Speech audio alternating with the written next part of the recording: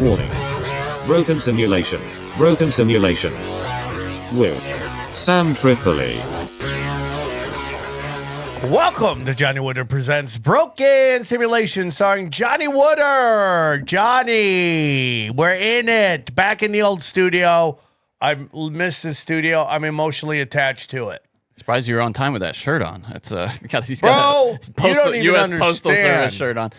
So I did a show in Ventura. Just like a mailman today, Sam. I did a show in Ventura, and I got there about 5 minutes before the show started. And they're like, hey, dude, some guy brought this over. And I opened it. It's the people at UPS are tinfoil hat fans. The Postal Service, not UPS. The postal. Oh, yeah. Dude. The government. Is that like offensive? Is that like being loved by the Crips and talk about the Bloods? I think so. Yeah. My apology. I don't want to start a gang war. Yeah. What can Brown do for you? What did I say? UPS? You said Brown is down. That's what we decided. Okay. So what did I say? Fed? You said UPS. Yeah. But this Isn't that the United States Postal Service? No, that's United Parcel Service. USPS is what That's you're some referencing. bullshit right there. If you're running a business and someone did that, you're like, it's the government. You can rip off the government. You can? I don't know. I mean, it's pretty different. That's crazy. So I got there and they brought me this and it says to Sam. I'm going to read this the best I can because it's a combination of a little interesting writing and me being illiterate. 4RM EVS Post Office. Here we go. We're not blowing this guy's spot up. He works for the government. Let's be clear. I wouldn't read anything that could. I won't say his name. How would they know? Yeah, that's good. Yeah. Thanks for all the podcasts. Thought COVID LA and keeping it real here is a shirt from USPS because you always deliver the truth. Thank you, Johnny. Nice. When are you going to realize that? Nor rain, nor shine, nor gloom, or night stay these couriers from the swift completion of their appointed rounds. Also, I hope they deliver a lot more swiftly than you count read. it LA. COTLA. What is that? Please send more letters for Sam to read on the show. That's just what Johnny, we need. shut up. You know who's not on time? Johnny. Johnny's like, what time? Like 9 p.m. He's like, okay, good. To be fair. And then as I'm driving there, I get a text.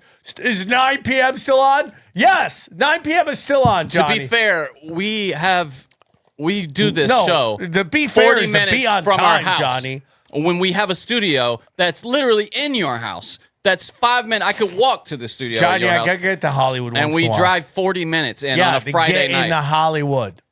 Okay, to feel the energy. Anyways, so I did a show in Ventura, and I didn't know where I was showing up to. And it's so funny, Johnny, because like I'm impressed you got your size right. His shirt fits. That's it barely. These buttons seem to be fighting for doing a lot of work, huh? Yeah, doing a lot of work. But I thank them for the shirt. I like it's so funny because someone goes, "Hey, I got a show in Ventura." I'm like, "Oh, it's such a long ride."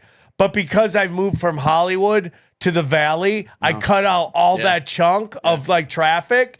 So it's only like a 45 minute, like 30, 40 minute drive, which in LA is like nothing. Yeah. Sounds like, oh, dude, it's a 40-minute drive. You're like, oh, that's not so bad. That's a drive to the ice house.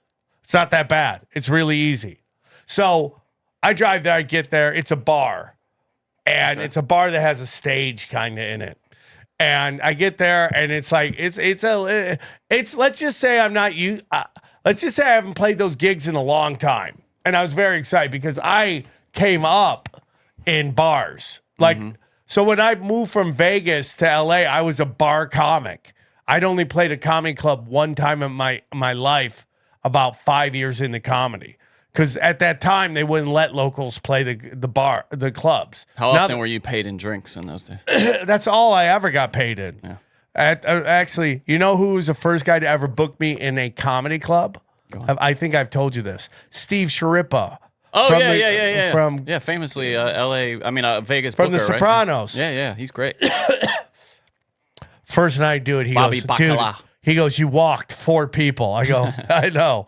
He goes, dude, that's not good. I go, oh, I started just about to melt. I'm like, my career's already always like, it's fine.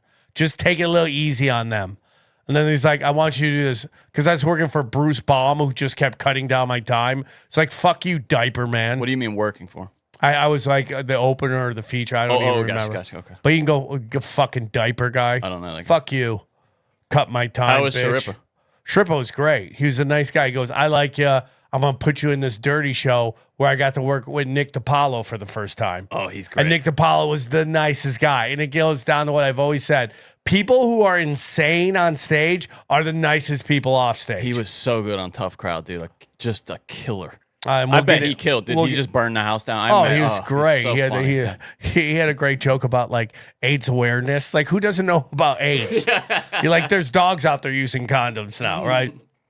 So that's funny. I saw a billboard on the way in that said, HIV stigma sucks. yeah, That's just all it said. Well, you get it from sucking. That's what you get it from. Destigmatize. Who wants to destigmatize HIV? Well, you know, in LA, in California, you don't have to tell people. That's and that's how you know it's all bullshit because it's not real. But anyways, is that a deadly conspiracy? A dangerous conspiracy? That's a little too early. We haven't even done our hot topic yet, and you're dangerous giving me conspiracies. We don't agree in it.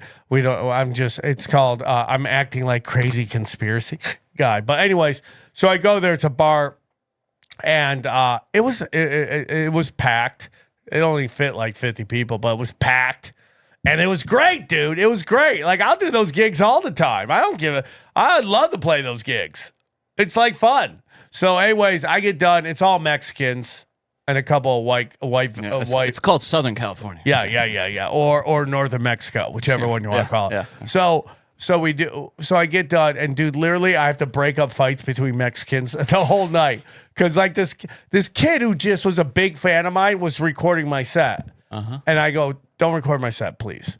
And then afterwards, all these Mexicans get around and go, "Hey, dog, take that off your phone, dog." And like they were gonna beat the shit out of this guy. And the kid's just like a quiet guy. I'm like, no, dude, it's okay. He took it off his phone. He's like, do you want me to take it off? I'm like, yeah, take it off your phone or else they're going to beat the shit out of you.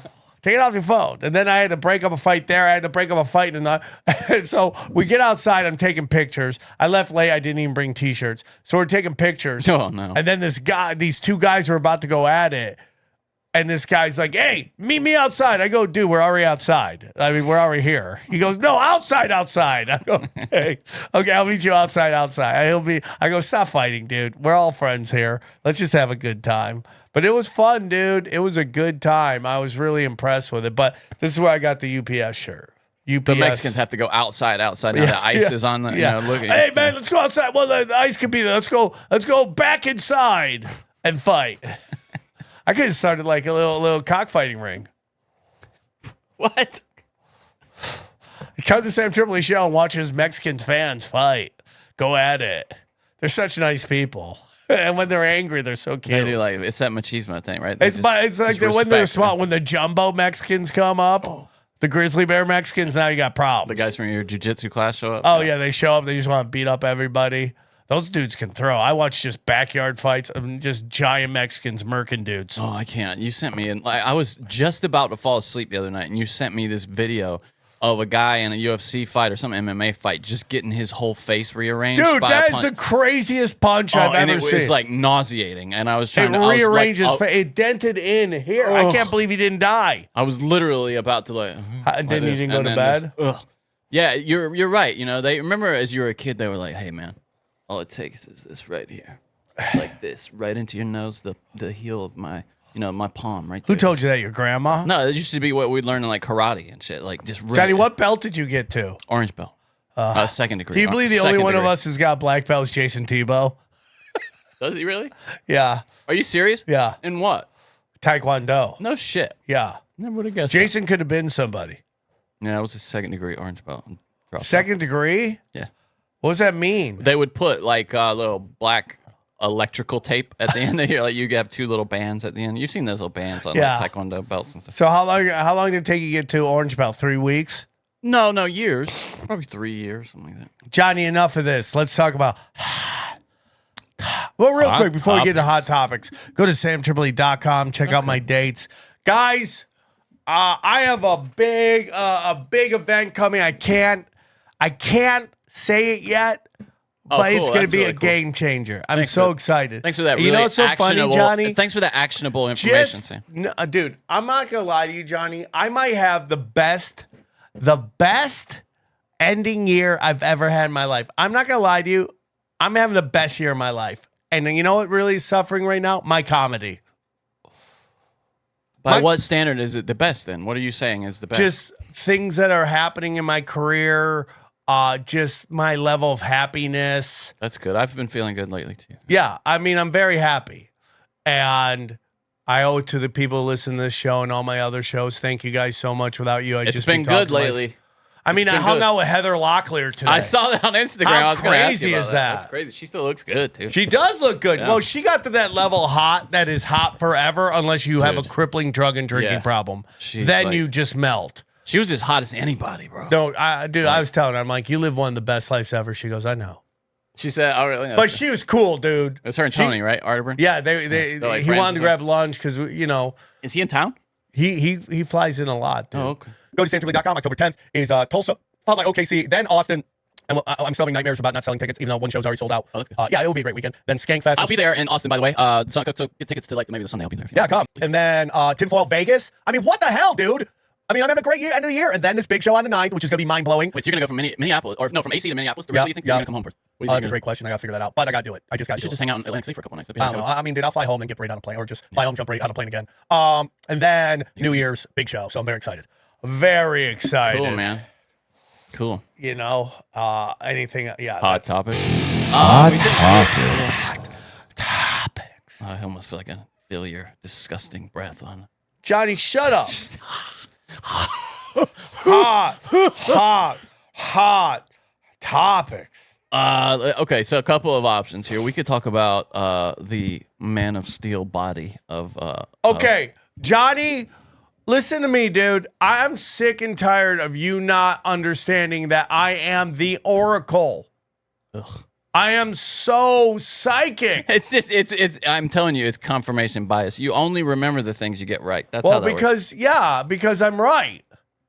Who goes, hey, dude, you know how many times I've been wrong? And by the way, I've been right more than I've been wrong. I'll start keeping a list. If you Okay, want. keeping a list. To keep you humble. Checking it twice. Yeah, Johnny, shut up. And I already know you're going to go crazy. So anyways, about a day after the shooting, I tweet, if you want to know what's going on, watch the movie Snake Eyes and Arlington Road. Now, what's really crazy is Dana goes, I'm good friends with the director of Arlington Road, a friend of ours named Mark Pelton. I go, holy cow, really? Like, it's such a great ass fucking movie. Right? It's a great, I shouldn't have dropped the F-bomb there. Are we 7 minutes in? Yeah, we're way past that. Yeah, okay, 60 then we're minutes. good. We're good. So, anyways, Dude, Pauly Shore said MFer and talked about getting diddled last week and nothing on YouTube. Like, they were totally cool with it. So I things are changing. I hope. So, anyways, you hear they gave Alex Jones back his channel, and then all of a sudden they got rid of it. And their argument is we're not allowing we haven't started the process of giving everybody back their channels, which isn't true because a bunch of people said I got my channels back, but they haven't gotten to giving Alex's back. But they're saying he's not allowed to start a new channel. They're going to give him back his old channel. That's so funny. So anyways, so I tweet that, right? And then Donut goes and does some research in the movie, and we talked about a little bit on Tinfoil Hat, and maybe the dates don't match up according to you, but nobody else, but according to Johnny. I'll let you look at it. You tell me. Yeah, you've shown it. I don't think it's concrete proof. No, I didn't say it was concrete. I said that, but look at the 9 there. It's definitely could be 9, Johnny. And look at it, the 0 there. They don't, the 0, 0. We know those are zeros. Okay, I'm going to give you points on that, Johnny. And they don't look the same. There's a line right there, a space of It does black. look like that, Johnny. I'll give you points, but for the sake of the story, it's a 0. I know, it's a better story. It's a better story, Johnny. I will say, though, this is not, just for people at home, this is not AI enhanced. I only upped the contrast so you could see the black a little better. But Johnny's working with AI. Don't let him lie to you. No. Anyways, he does a deep dive in it, and it turns out that there are so many parallels to that movie and this assassination. Oh, I can give you credit. By the way, someone mentioned this. 9 + 1 is 10. So if you wanna go that way. Johnny! It's there. It's all there. Add the numbers up, bro. Sorry, if you're just listening at home and have no idea, we have a problem. It's just skipping steps because we assume people know what we're talking about. In the film Snake Eyes, there's a boxing fight right in the opening sequence, and it's like what would you say? You know, in the world of the film, there's a news report that lists the boxing fight September 19th, 10 p.m.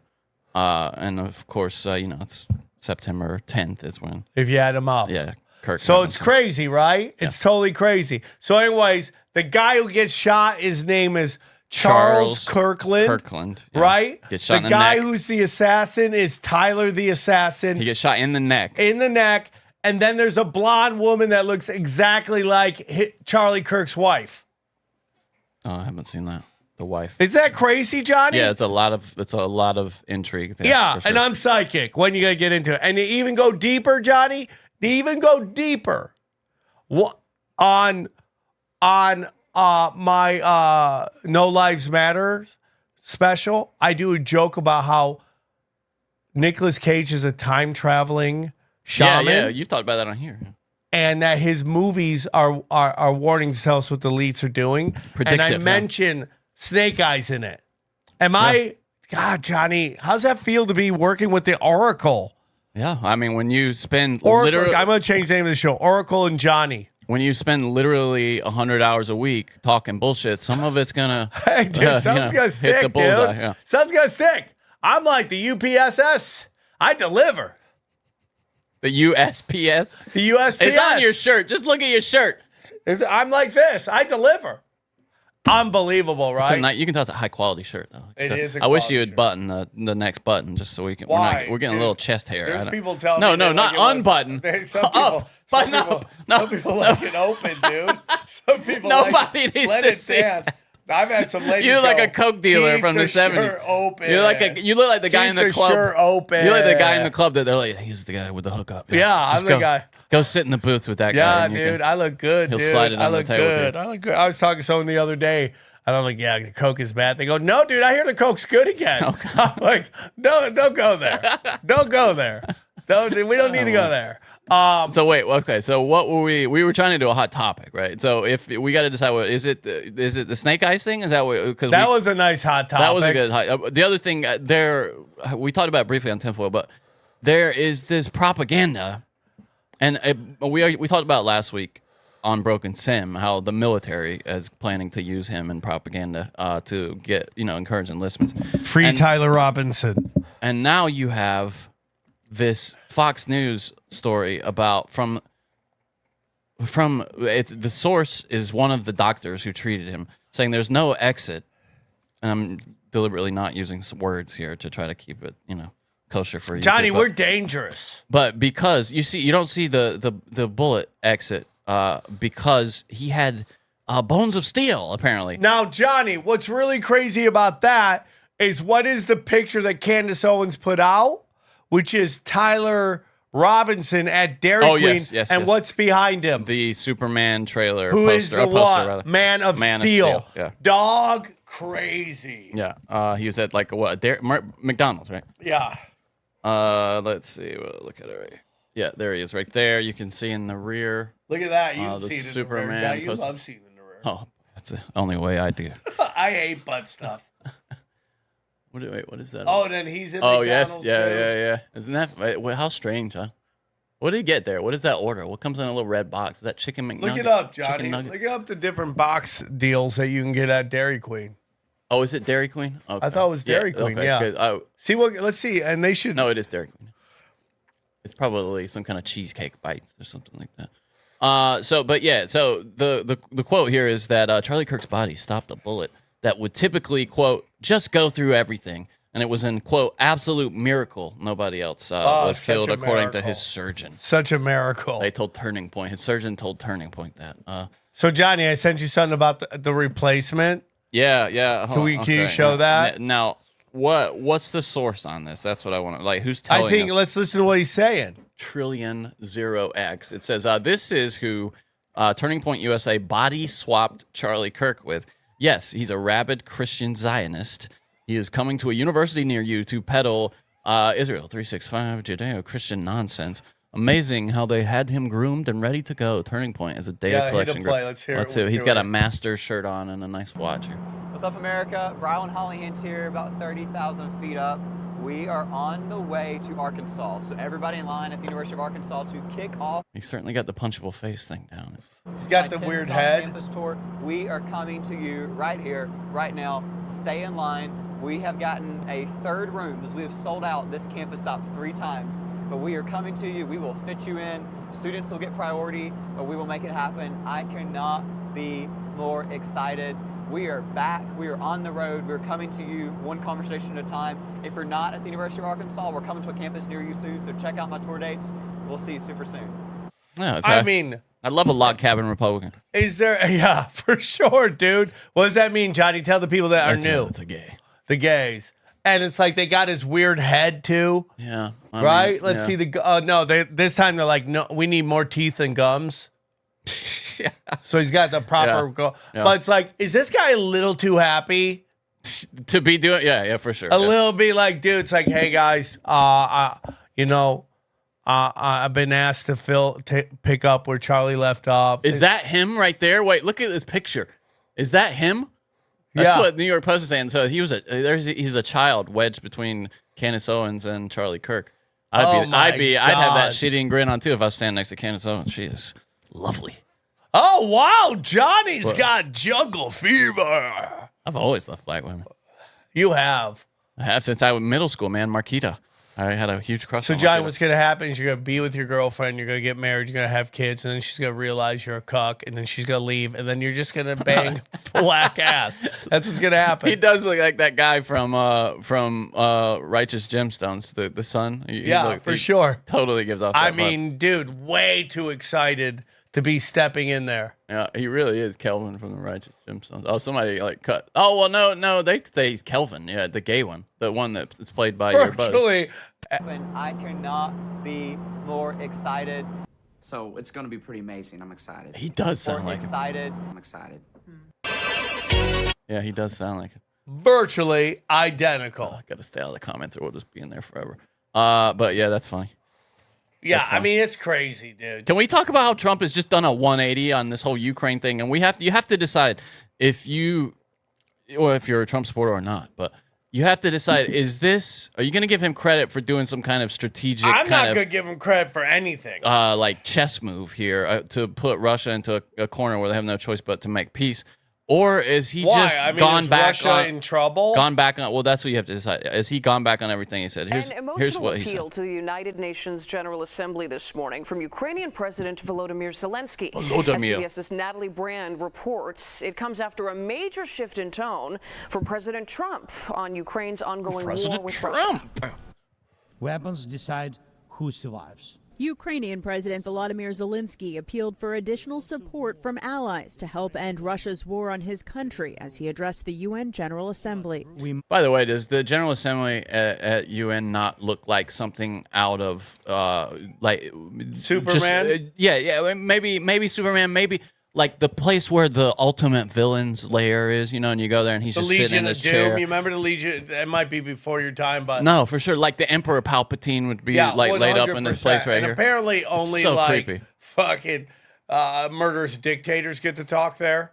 Yeah, Like, yeah. I once mean, in a while. yeah, we'll have another one. Yeah, it's funny. I went there when I was a kid, and it's an intimidating place. Oh, Johnny, were you one of those young Republicans? No, it was some kind of leadership thing. I don't know, kid stuff, but they did a tour of this place. And it was interesting about that. We did mock UN, and Ukraine was I did Ukraine. I tried to get nukes. I tried to trade. I did this whole narrative where we still had stockpiled nukes from the Soviet Union and tried to trade the nukes with like Iran or something to get money. Johnny, I'm surprised they didn't do data on you and go, this guy's a psychopath, closeted gay man that we can blackmail. Surprised I'm not replacing Charlie Kirk right Yeah. now. Hi, Johnny Woodard. So excited to meet with the kids. We are doing this indoors now. We're not doing these outdoor meetings Leave anymore your guns for at obvious home. reasons. First thing we have together to force the aggressor to stop. aggressor. And only then do we have a real chance that this arms race must break will you. not end in catastrophe for all of us. Thank you for this meeting. The remarks come less than 24 hours after Zelensky Watch him suck up to Trump, by the way. sat down with President Trump on the sidelines of the forum. After the meeting, President I Trump know she skips over, but he talks about how God spared his life for this moment. appeared to make a major shift. Really? Yeah, dude. Yeah. Media, I think Ukraine, with the support of the European Union, is in a position to fight and win all of Ukraine back in its original form. By the way, there's no original form, right? No, of course not. No, it was Russian. I mean, a good chunk of it was anyway. Went on to say Russia and President Vladimir Putin are in big economic trouble. This is the time for Ukraine to act. It could be that Russia's a paper tiger. President Trump reiterated his new position during a meeting Tuesday with French President Emmanuel Macron. Let them get their land back. Yep. So we'll see how it all works out. President Trump had... Which is just, that's a total And 180 you're talking from to this guy. Macron, who doesn't like Israel.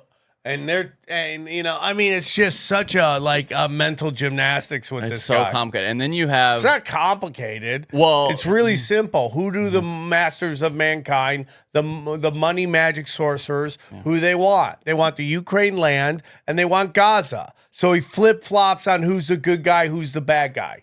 Trump also said that that NATO countries should shoot down Russian aircraft if they enter their airspace. And it sounds like NATO they're kind of having a back and forth about whether U.S. troops should be kept at the borders, because they're worried about Russian incursion. Yeah, kill our guys. It's like, what are we doing? I don't know. It's really concerning that he's kind of done this. Here's the thing about Trump is he'll give you a bunch of bad, then he'll just give you something. You're like, okay, at least that's something, right? Yeah. You'd No, be you're like, totally death, right. war, global surveillance system. But Tylenol causes autism. Yeah. And then you get something that, I'm curious what you think about birthright. What do you think about birthright citizenship? I think if you get born here, you're in. You're born here, you're in. Okay. Unless it's like what China's doing, where they just come here, have kids, and take off. Well, that's a lot of what is happening. Yeah. I mean, anchor babies and all that. Yeah, it's hard. Because we have news that the Trump administration is asking the Supreme Court to review the constitutionality of Trump's executive order seeking to end the birthright citizenship in this country. Can we do a selective, just Chinese kids? Yeah. I mean, we talked about it on Cash Days, too. No dongers. The H-1B1 visa, or the H-1B visas. H-1B1 is a type of those. It was like 70% is just Indians. Yeah, of It's course. like 70% Indians, Yeah. and now they're going to cost $100,000. So those things are going to go down to near zero now. Yeah, but you think that's one that's going to last, and two, that isn't that just a one-time payment? Yeah, but it has to be done up front. So it's like the idea is that it's probably not going to be worth it for most of them. I love how they're like, oh my God, Americans are too stupid. It's like, dude, there's smart kids out there and they could do it. There's a bunch of smart kids out there. It's not for everybody, but there are smart kids out there.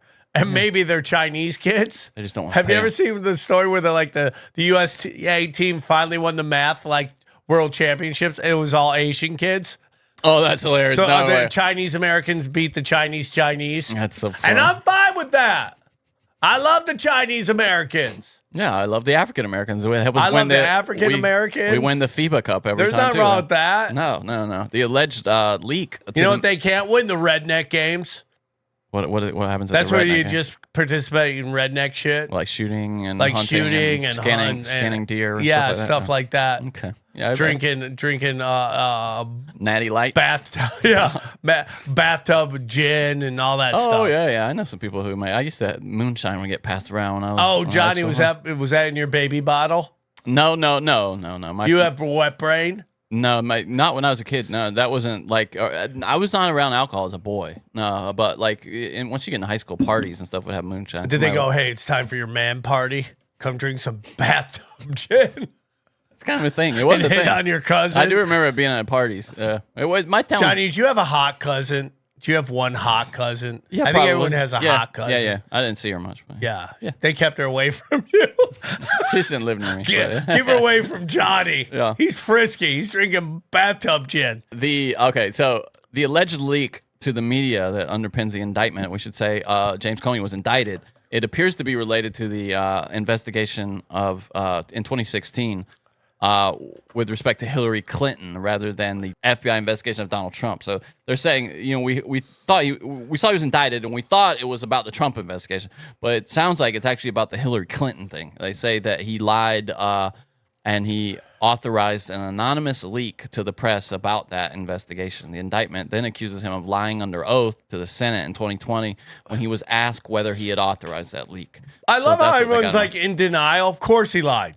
Oh, he's the head of the FBI. That's what they do.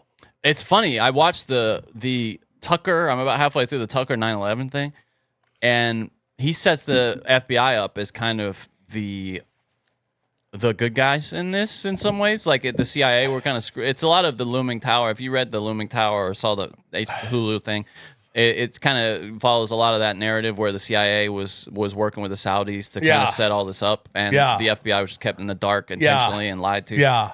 A lot of FBI sources it's interesting you bring up the 9/11 because this Ramadan Ding Dong festival's going on, and a lot of passionate feelings. Well, you got a lot of passionate feelings. You sent to me. You got Pete Davidson going over there, which we mentioned last week, but we didn't even think about his father.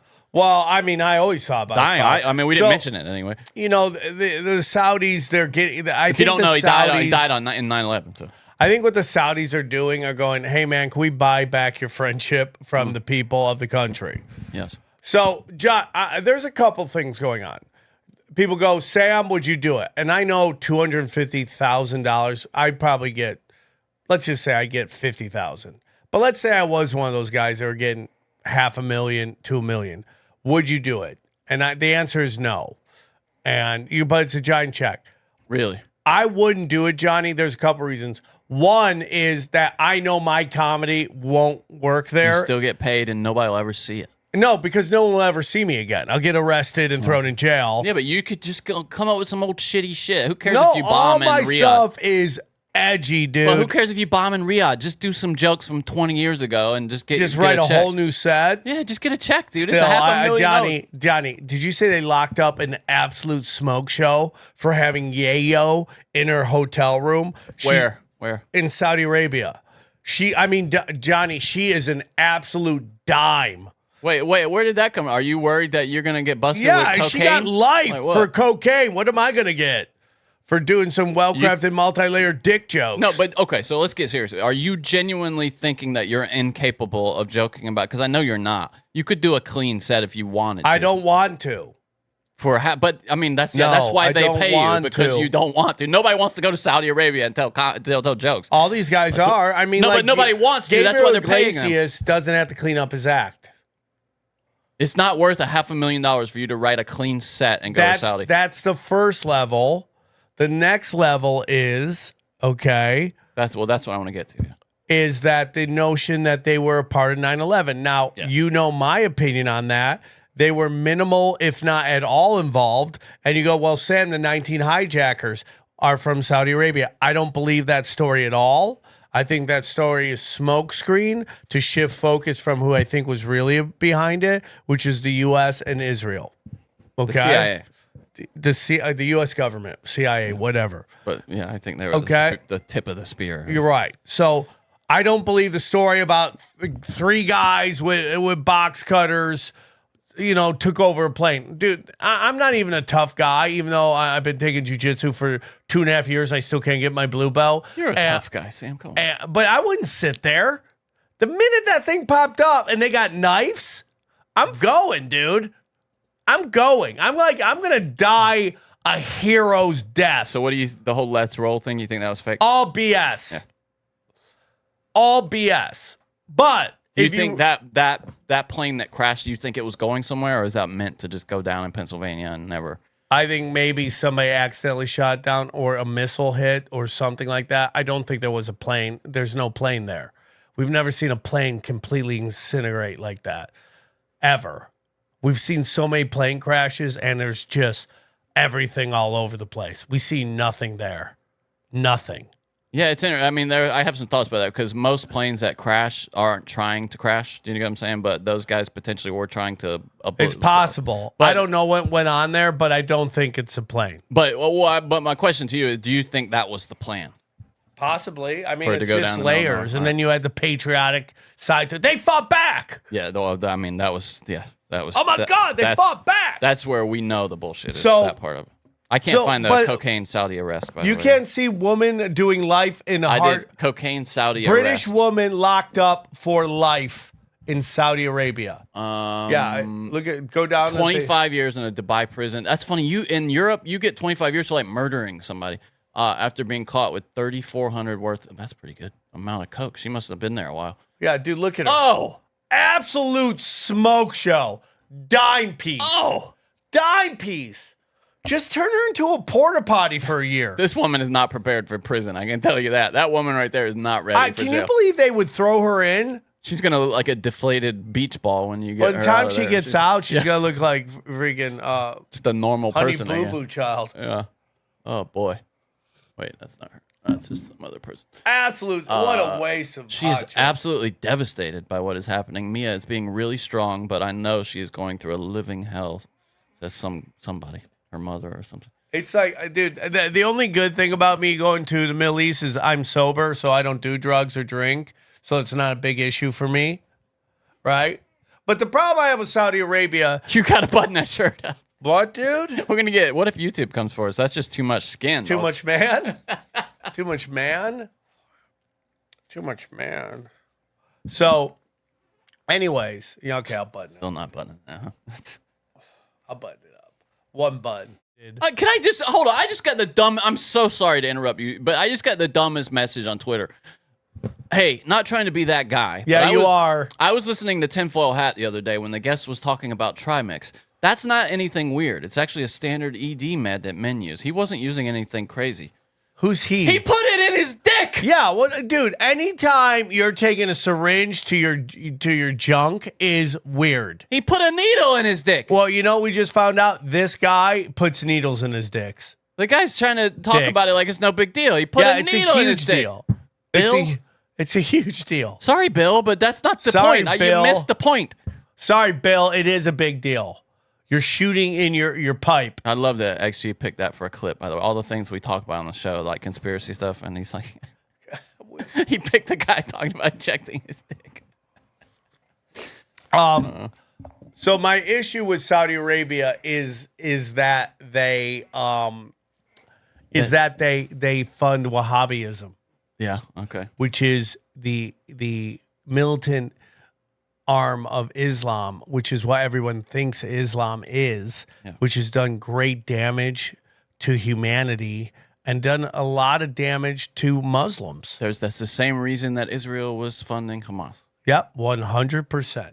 So I have a big issue with that. I have a really big issue with that. So They have flags that are mushroom clouds. So, like, that tells you all you need to know about those organizations. There's a yeah, reason. and it's like artificial and it's funded, Yes. and you're talking about people that grow up in a country where there's no economy, there's no chance to work, and the only way you can make money is if you join these militias where you do the bidding of people who are going to send you in to destabilize the place, and once you destabilize it enough, they're going to murk all you. And they control all the food so that I mean, look at what's going on with Syria. The guy they made president of Syria crazy. is ISIS guy. It's crazy, dude. And they have to go talk. They say now, if you hear like people on CNN and stuff talk about him, they're like, he's actually not that bad. You know, it's like I can't believe they would talk like that. I mean, like, how do you have any conscience at all Yeah, I know. for humanity when you sit there and talk about the ISIS guy who speaks, by the way, Johnny, perfect Hebrew.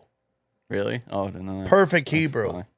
What are the odds of that? Wonder where he was trained. Yeah, I wonder what part of group he's a part of. Wonder where he went to school. So that is my issue. Now, there's a lot of weirdness in that.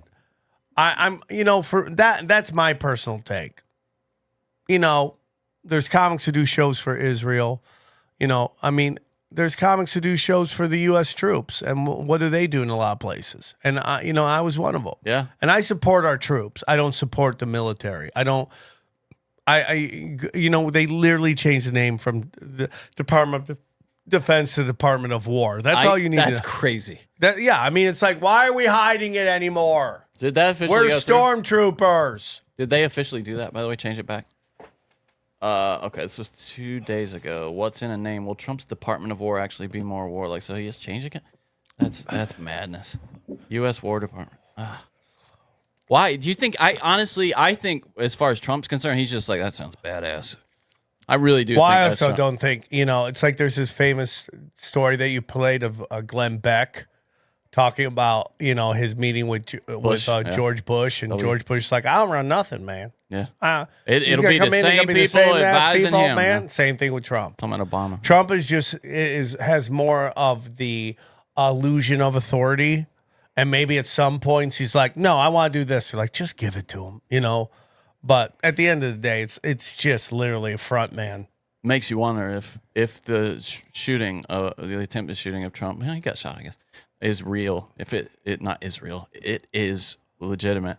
If that was like a message to him, do you know what I'm saying? I don't like think it to was get real. him. I But if still it don't was, think it's if you wanted to make a case for it being real, then that would be your Charlie Kirk defense. is way more believable. Right? I think that happened 100%. No, I'm leaning way towards it happened. Okay. Well, I mean, I'm going 95.5%, 99.1%. Guys, you may or may not know, I grew up on a farm.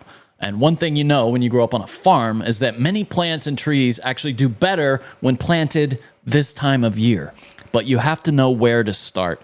That's why I love, and Sam loves, fastgrowingtrees.com. It doesn't matter if you live in the sunny south, like where I'm from, or if the air is getting chilly where you are already. Their plant experts, the ones at fastgrowingtrees.com, can help you find the perfect fit for your space. They have all the plants your yard needs. They got fruit trees, privacy trees, flowering trees, shrubs, and so much more.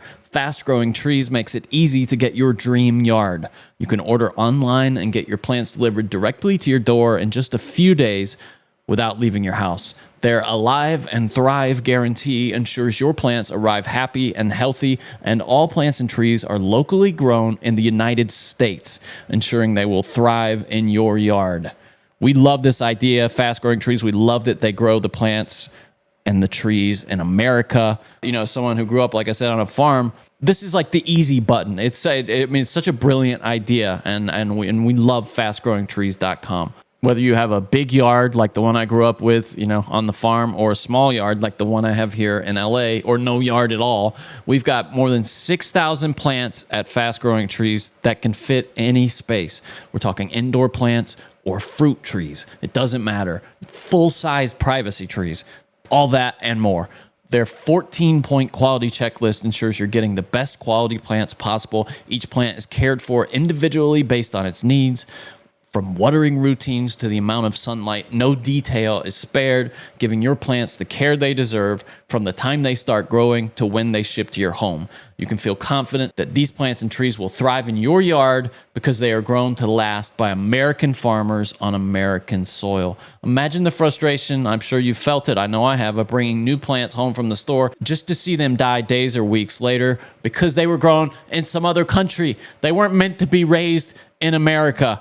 That's why you got to go to Fast Growing Trees. Let me tell you about it. This fall, they have the best deal for your yard, up to half off select plants and other deals. Listeners of Broken Sim get 15% off their first purchase when using the code BrokenSim at checkout. That's 15% off fastgrowingtrees.com using the code BrokenSim at checkout. Now's the perfect time to plant. Use Broken Sim to save today. The offer is valid for a limited time. Terms and conditions may apply. Check out the link below or in the show notes. And please support the show by going and checking out this fabulous business. If you're still overpaying for wireless, it's time to say yes to saying no. At Mint Mobile, their favorite word is no. That's no contracts, no monthly bills, no overages, no hidden fees, and no BS. Here's why we on Broken Sim said yes to making the switch and getting premium wireless for $15 a month. Ditch overpriced wireless and their jaw-dropping monthly bills, unexpected overages, something I've been hit with many times, and hidden fees. Plans at Mint Mobile start at $15 a month. All plans come with high-speed data and unlimited talk and text delivered on the nation's largest 5G network. You use your own phone with any Mint Mobile plan, and you bring your own phone number along with you and all your existing contacts too. Again, Sam and I both use Mint Mobile. You should too, because it's a hell of a deal. The other wireless providers don't treat you right, and Mint Mobile does. It's really as simple as that. Are you ready to say yes to saying no? Make the switch at mintmobile.com/broken. That's mintmobile.com/broken. Upfront payment of $45 required, equivalent to $15 a month. Limited time new customer offer for first 3 months only. Speeds may slow to 35 gigabytes on unlimited plan. Taxes and fees extra. See Mint Mobile. See if I can find. We talked about it briefly on Tinfoil. See if I can find Steven Crowder talking. He was on Piers Morgan, who is, I mean, just masterfully navigated these past several months of insanity. And he was talking Did you see anyone? The the total dipshit Joe Walsh, the current Democrat, former Republican Joe Walsh, about whether the left is more militant. Joe Walsh is an idiot. He's got a No Kings poster behind him. He's such an idiot. I can't believe he was like a Republican at some point. It's crazy, yeah. He's such an idiot. He was, and he's really. just like a punching bag who does this all for money. It's like I'm literally gonna say stupid stuff, and I don't care because I'm getting paid. He's a different kind of troll. He's almost like a cuck troll. No, he's a professional troll. He's a truck. He's a cuck troll. He's truck. He's a truck. Yeah. He's a truck. He's a truck. Cuck troll. Troll. I like troll cuck. He's a troll who loses like on purpose. He's like the wrestler that only has one name, and he's gonna lose. Yeah. The Ultimate Warrior versus Joe. yeah, totally. The guy with like no color on his trunk, nothing, just came in underwear, spandex underwear. Yeah, there was a guy that they did a whole story on the guy, the New York City Bomber was his name, was a professional wrestler. Really? And like he was like a neuroscientist, and he just wanted to be a pro wrestler, and he lost every match time. And that was his job. And they tried to push him over, and it just didn't work. So his whole thing was like he would put on really close matches, but he would always lose. Yeah, that's sad. By the way, Pierce, which I think all of us could get. Somebody show right here. No one would have known that motivation. We found it. We have armed security. It is demonstrably something very. I can tell you how. I'll clean this up. I'm trying. I would say, Stephen, that is an honest statement there from Joe. But it's not.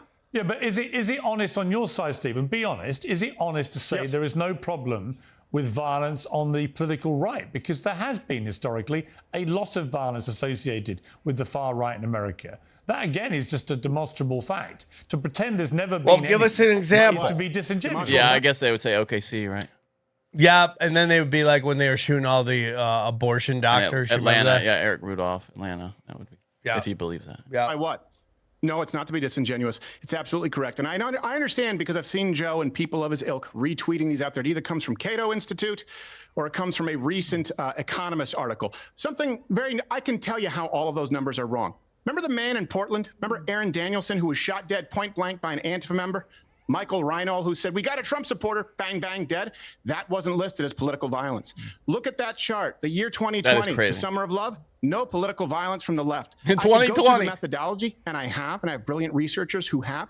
It is demonstrably untrue. No one is saying there is no violence on the right. What I am saying is that people on the right have to have armed security, flak jackets, an entire strategy when they go out, and those on the left don't. That is verifiably true. What is dishonest is to say we didn't know. You know what else wouldn't have been included in these? Yeah. Sorry, guys. I know you hate it, but I know what he's going to bring up January 6th, right? And then they just found out that there was 250 FBI intelligence agents in the crowd. It's all coming out right now. It's an op. Yeah, that was for sure. The Michigan governor. It was all FBI agents. Yeah, that was all FBI agents. I mean, it's like crazy to me. Hang on. I would give an example where the right behaved very badly, and that was over the attack on Nancy Pelosi's husband. I saw the gleeful. The guy wasn't a right. He was a homeless drug addict. Yeah. I mean, yeah. That one. Are there a lot of Republican homeless people? Yeah, that's a good point. Wow. Yeah. They're having gay sex. Well, yeah, we don't know that for sure. Well, I know that for sure, Johnny. They're in their underwear. You don't know if it's strawberry, chocolate, vanilla. Do the No True Scotsman holier than thou? I hope. I can't. Anyway, he talks about how for you, he wished he kind of made it clear how often he was subjected to violence over the years because he kind of wanted to keep it down because he didn't want people to be afraid and he kind of wished that he had put some of the fear of God into Charlie Kirk, maybe to keep him from going out there. Like, dude, look at Charlie Kirk, dude. He had all the security. It was like, I've said, Johnny, I'm psychic. I've said this 1,000 times. The only way you get assassinated is if the people there to protect you allow it to happen. And now you're watching all this breakdown on film where whatever happens, boom, guy jumps up. You look like he's going to help Charlie Kirk. He's not. He grabs something, crazy. runs around it, hands it to another guy who runs off. I'd love to talk to those guys and have an explanation. No, they're never going to talk. They're on a plane somewhere. They were probably on the plane to wherever they were going. But, you know. But that's his security, right? Like yeah, his private security, his like guys. the Israeli premier who got assassinated because he wanted to make a deal with the Palestinians. His security let that happen. Yeah. No, but let's go. I mean, like, let's finish up did we get into the Pete Davidson stuff? Did we even talk about that? Yeah. I mean, it's about fun. his dad? Yeah, we did. Yeah. We already talked about that. Yeah. Well, I mean, I said it. I said, yeah, if you didn't know, his father died on. Well, what I wanted to say is that the reason, I mean, yes, your father died, and that is beyond tragic. But what makes this even worse is that there's a good chance that Pete Davidson got his shot because he lost his father in 9/11. And I know that sounds like a crazy statement to say. And the reason I know that is because that's a big reason why Steve Renazizi got his start. Because when Steve moved out here, he's like, I was in the building, I had to run out, and I lost everybody. And the guys at Punk'd were everyone was so patriotic at that time. And like, Steve is super talented. Like, I remember running an audition for this thing I did with Dana and Wayne Isham. Steve came in and auditioned. He was the best by far. It wasn't even close. But like, we all need a little something, a little in. And that helped him. And I don't, you could say it was stupid and it was probably not the best thing to do, but I get it. I really do. And he asked for apologies. He apologized, rather. Dude, I defended him today. This is not an anti-Steve Renazizi rant. This is like why Stern, yeah. This is why it gets so dark. Because it was a big reason why we have Pete Davidson everywhere now. Because it's like what gets you in the door. Yeah.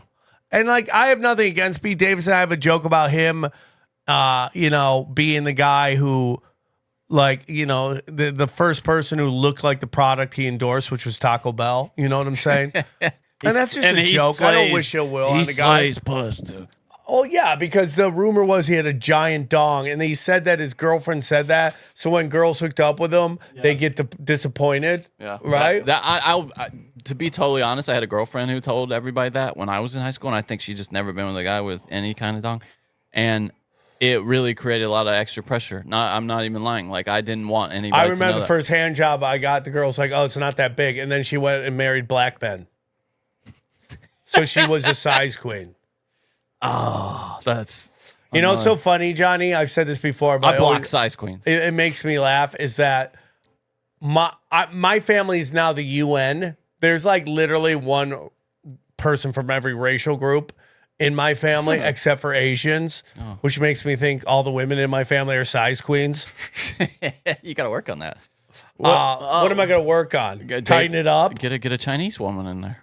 That's a good question. I mean, even the guys aren't banging Chinese chicks or Asian chicks, and they're desperate to have kids. Desperate. Dude. No one's saucing up Asian women. Really hot ones. And every time I talk about that, everyone gets quiet. It's like, no one will sauce up Asian women. I think they're lovely. They just want to be moms, tiger moms, and yell at the kids to get high ACT scores, right?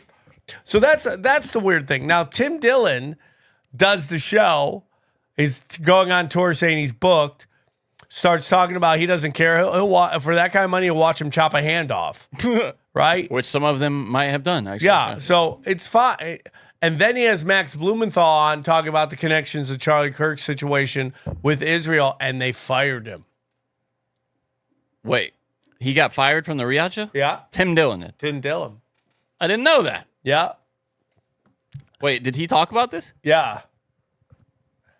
Oh, and I guarantee it was his appearance on Rogan and then his and then the Max Here it is right here. Let me see if I Blumenthal. can find a clip of it. Let's address it out of the gate.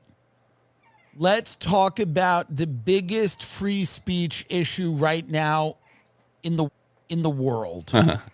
Let's tackle it head on. Everyone is talking about it. Everyone wants to know what it means.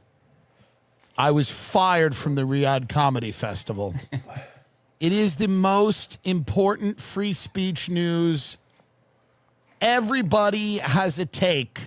Everyone has an opinion. It's inescapable. He looks good Go in that to a blue. lunch, it comes Yeah. up. Yeah. You're at a christening. You think you're safe. You're not.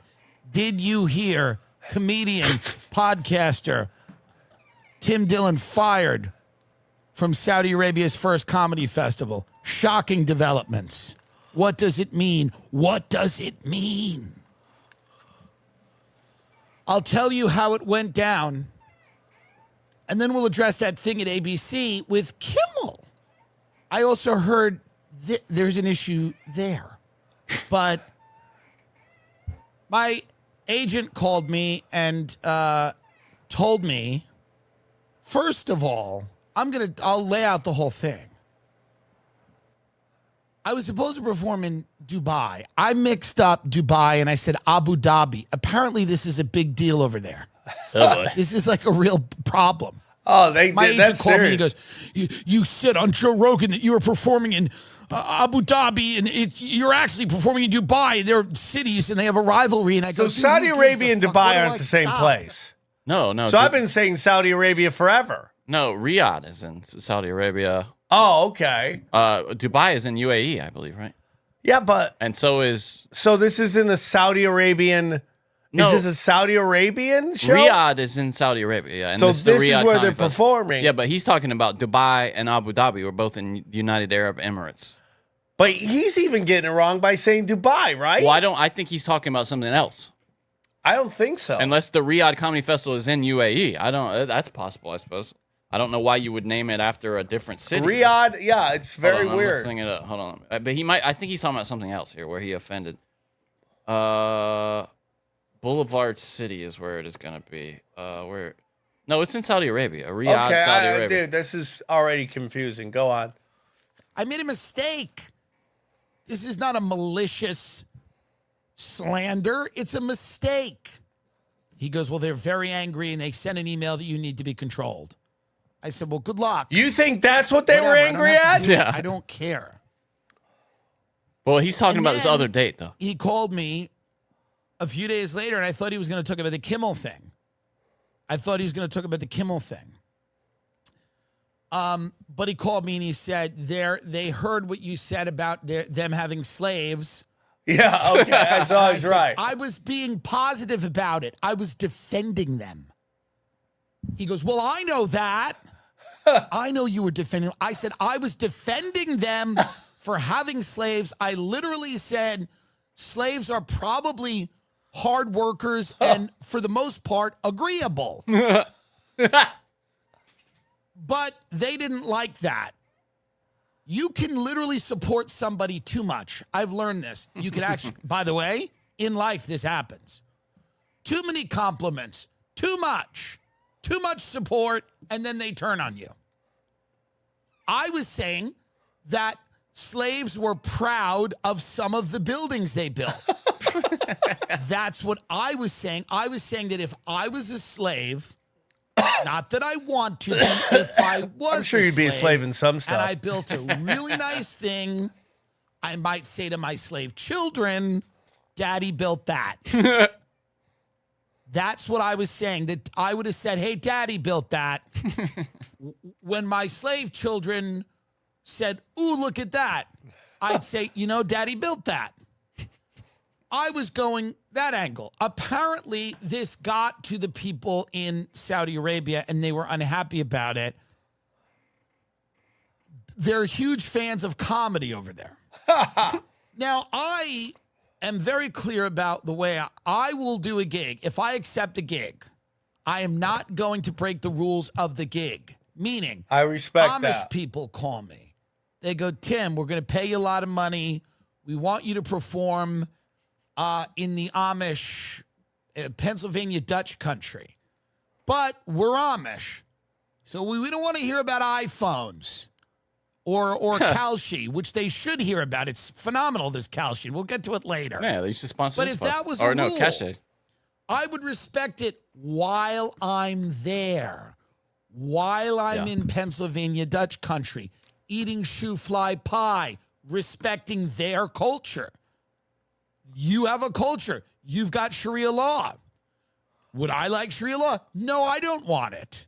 Yeah, what do you think about it? So you can't live your life thinking about a date you're going to do a month from now where you might offend those people before you even do the show. So right? this is what we're getting into, Johnny, and I've said this forever. And I experienced this on a smaller level in a weirder way when I started doing the Armenian bone marrow registry comedy shows. It's a big gig. Armenians are the best. They're wonderful people. They're the spectrum of like good Christians and shady motherfuckers. Great right? Uber drivers. I love being Armenian. I love hanging out with the Armos because they got your back. If you're Armenian, you're cool. They got your back.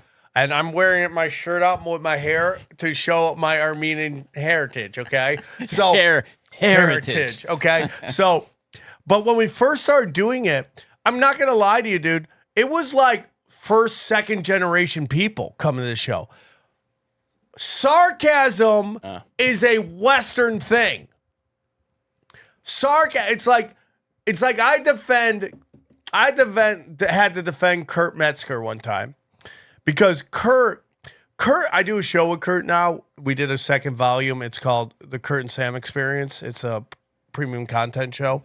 Heard of it. And I love just listening to Kurt go off. He's like me times 1,000. So I'm being entertained. And so Kurt just moved to LA, and what Kurt does, Kurt does, when it's time to change, you got to rearrange. You remember? That was a very famous Brady Bunch. You sounded like, what's Little Kermit called? The tiny one? You know? Tiny Kermit? Sit on the stair is the stair. That's what you sounded like. You know what I'm talking about? What's the Little Johnny Kermit will called? probably get copyright strike for that. What you sound halfway down the stairs. By the way, just so you know, there's a man with his hand up his ass right now. That's what you sounded like.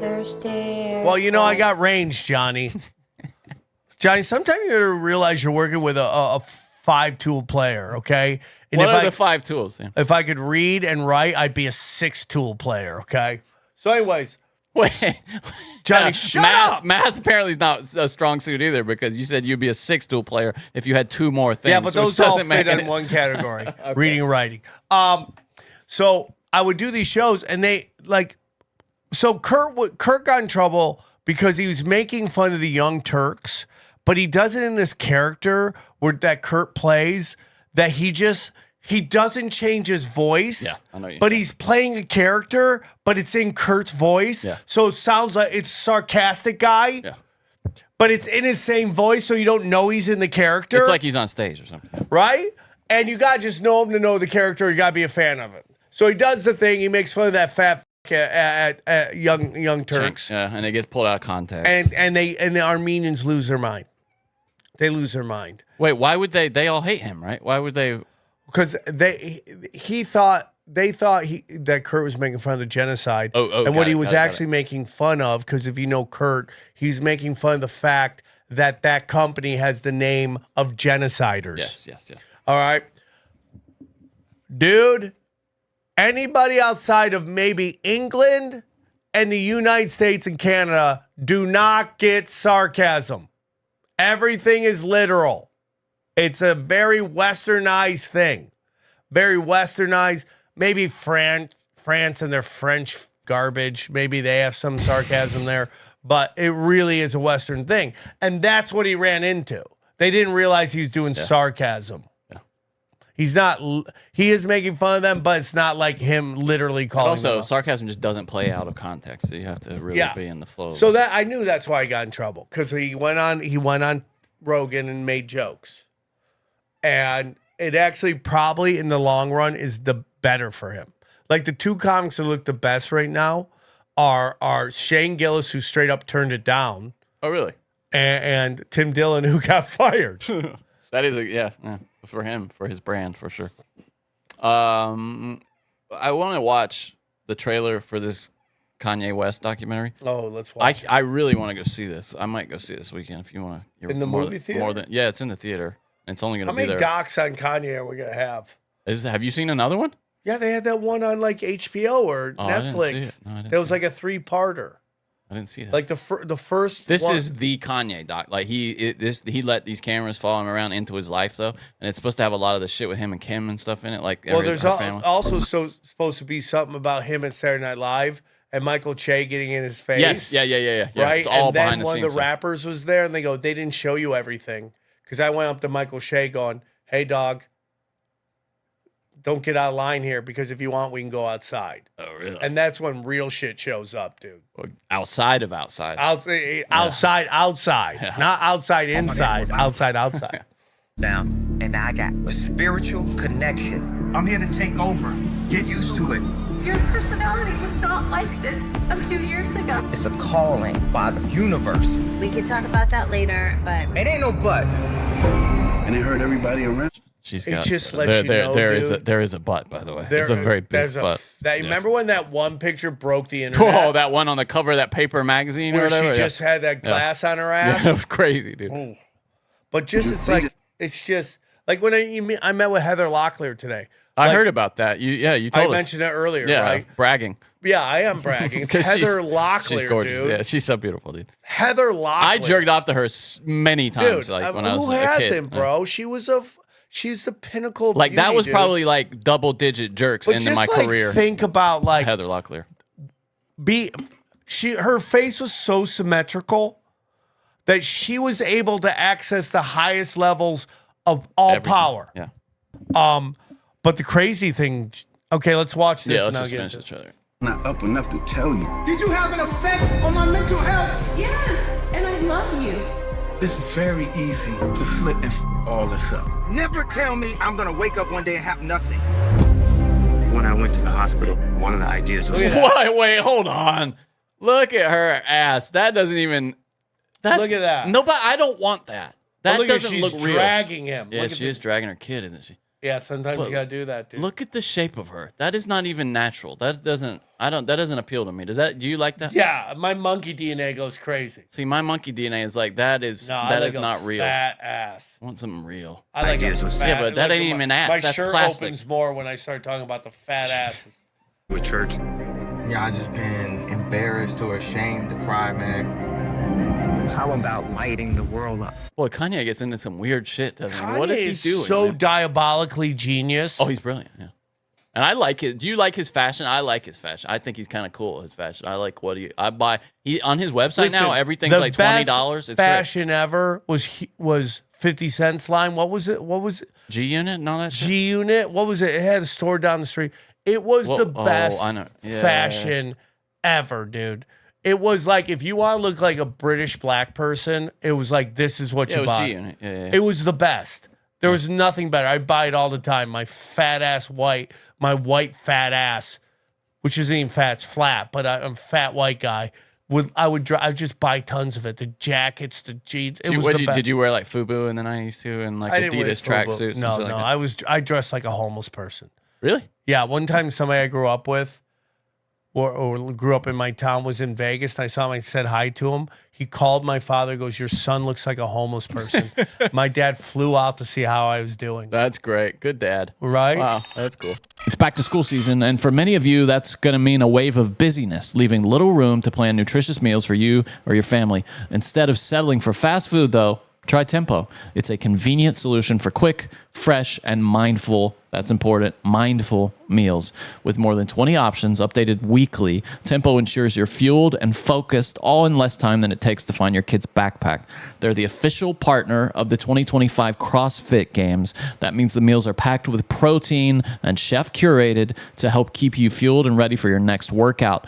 They serve up, as I said, fast, feel good, single serving meals crafted to cook in just 3 minutes so you can eat well without sacrificing on taste or convenience.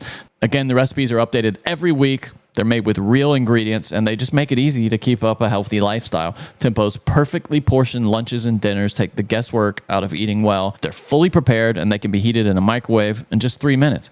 Tempo offers a variety of meals for different dietary and taste preferences. You can try protein-packed, calorie-conscious, carb-conscious, that's what I like, and fiber-rich. I'm a big fan of Tempo. I've been using it for months now, and it saves a ton of time. It's such a load-off to not have to think about what you're going to have. It's just waiting there, and it's ready in a couple of minutes. For a limited time, Tempo is offering our listeners 60% off your first box. Go to tempomeals.com/brokensim. That's tempomeals.com/brokensim for 60% off your first box. tempomeals.com/brokensim. Rules and restrictions may apply. How about lighting the world up?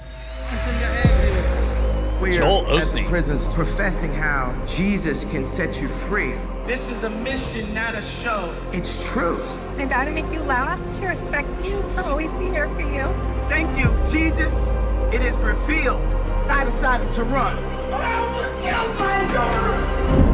Kim has officially filed for divorce. We inside current slavery. We just more expensive now.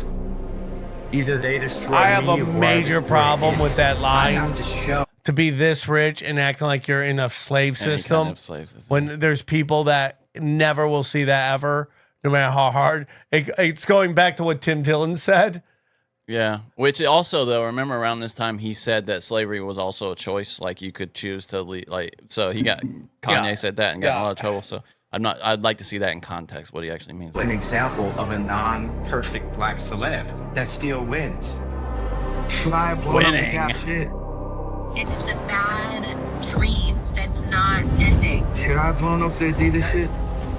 But the answer is yes. They're killing us with McDonald's. They're killing our ability to think outside of the box. He's right about that.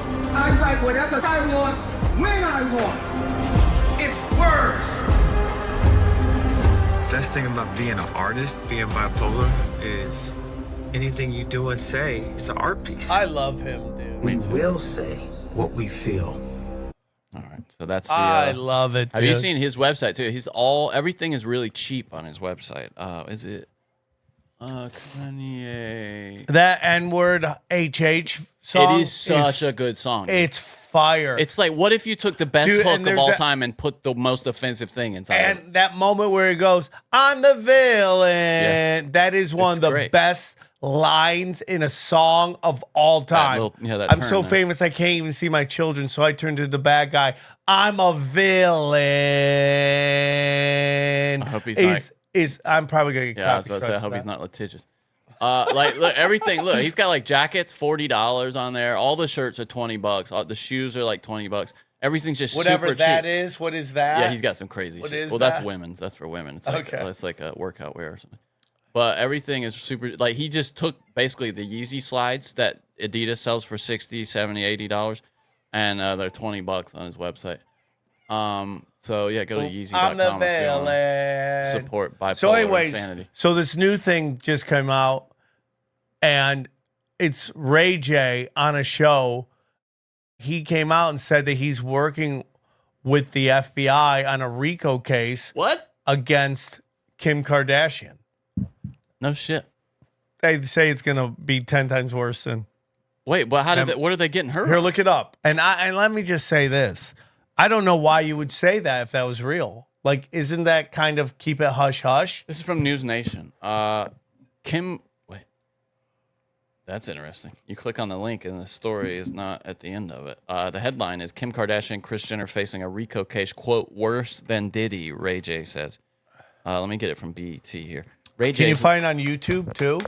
Yeah, Ray J's wild new claim. Kardashians facing RICO charges. Let me see. I'm the villain. Ray J. It's hard for me to type. All right. This is it right here from Entertainment Tonight. Federal RICO though on KK and Chris. Ooh, the federal RICO I'm about to drop on Chris and Kim is about to be crazy. The feds is coming. It's nothing I can do about it. It's worse than Diddy. That's Kim Kardashian's ex Ray J off camera, sharing a vague but wild warning. And Kim is about to be crazy. The feds is coming. There's nothing I can do about it. It's worse than Diddy.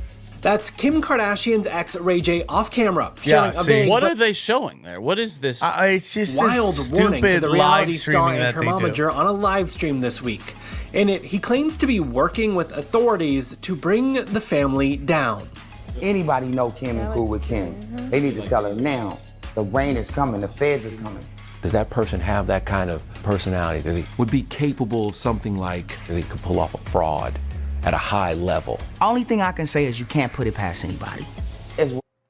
And he's pissed because his dick is started this whole empire and he got none of it. That's true, dude. That's true. It's Imagine funny if you're like, dude, I got $1 billion dick. I wish. I mean, I got dick that makes chicks go cuckoo, and I'm just like, what am I doing with my life? But this came over today. I just got a push notification from X. This is from the Daily Caller. Pharmaceutical company behind Tylenol privately acknowledged the likelihood of an association between between pregnancy and neurodegenerative disorders like autism in children 7 years ago, according to the Daily Caller. So they knew. And if you were the pharmaceutical companies who own everything, what would you rather throw under the bus? What would you explain what you're saying? What are the options? That or vaccines. Yeah. Tylenol or vaccines. Yeah, because Tylenol is, generic. People are mostly and buying vaccines generic are covered by the government. Yeah. No, right? Totally. Absolutely. So we'll see if something's going to happen with Kim Kardashian. That gets the ball rolling. That's crazy, dude. Would you ever tell anybody you were involved in a RICO act? No, man. Ray J. That sounds like, nah, I got something to talk about, but I ain't going to talk about it. Your dick ain't bulletproof, bro. Sam, you'd be like, Sam, you got any stories? Nope, got no stories. Got no stories. Those women don't mess around, dude. Yeah. You want to do some reviews? Johnny, real quick. So, just my life is like this. My life is beautiful right now. So I do this show in Chicago. So it's so funny. So I always get called in to comedy clubs when they know there's some big event going in town. Yeah, you talk about and they always know that no matter what's happening, my fans will show up most of the time. And so I did this club. It's a great club. I had a great time there. They took a lot of care of me. The event was what? Notre Dame playing? Notre Dame's home opener. Oof. And all Chicago loves Notre Dame. Jason Tebow couldn't stop telling me that. Yeah. Oh, dude, they love it. It's so huge in Chicago. I'm like, great. Why am I here? And then on top of that, Mexican Independence Day was going on there too. So I had these two things working. That was Cinco de Mayo. I thought that was Cinco de Mayo too. I'm like, how many Independent Days do you guys get? I'll ask ChatGPT what the Mexican holiday is in September. What's the Mexican holiday in September? The most important Mexican holiday is Mexican Independence Day, September 16th, Dia de la Independencia. It commemorates the start of Mexico's War of Independence from Spain. So, what the is Cinco? I think that's another one where they beat the French. Totally fair question. Cinco de Mayo gets way more attention in the U.S. than it does in Mexico. Interesting.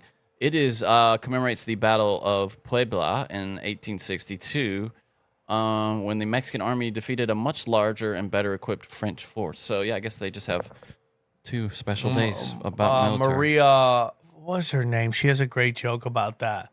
Like they celebrate beating the French, and she's like, "Who hasn't beat the French?" Yeah, that's a good point. Yeah. You know, who hasn't beat the French? So I do the show.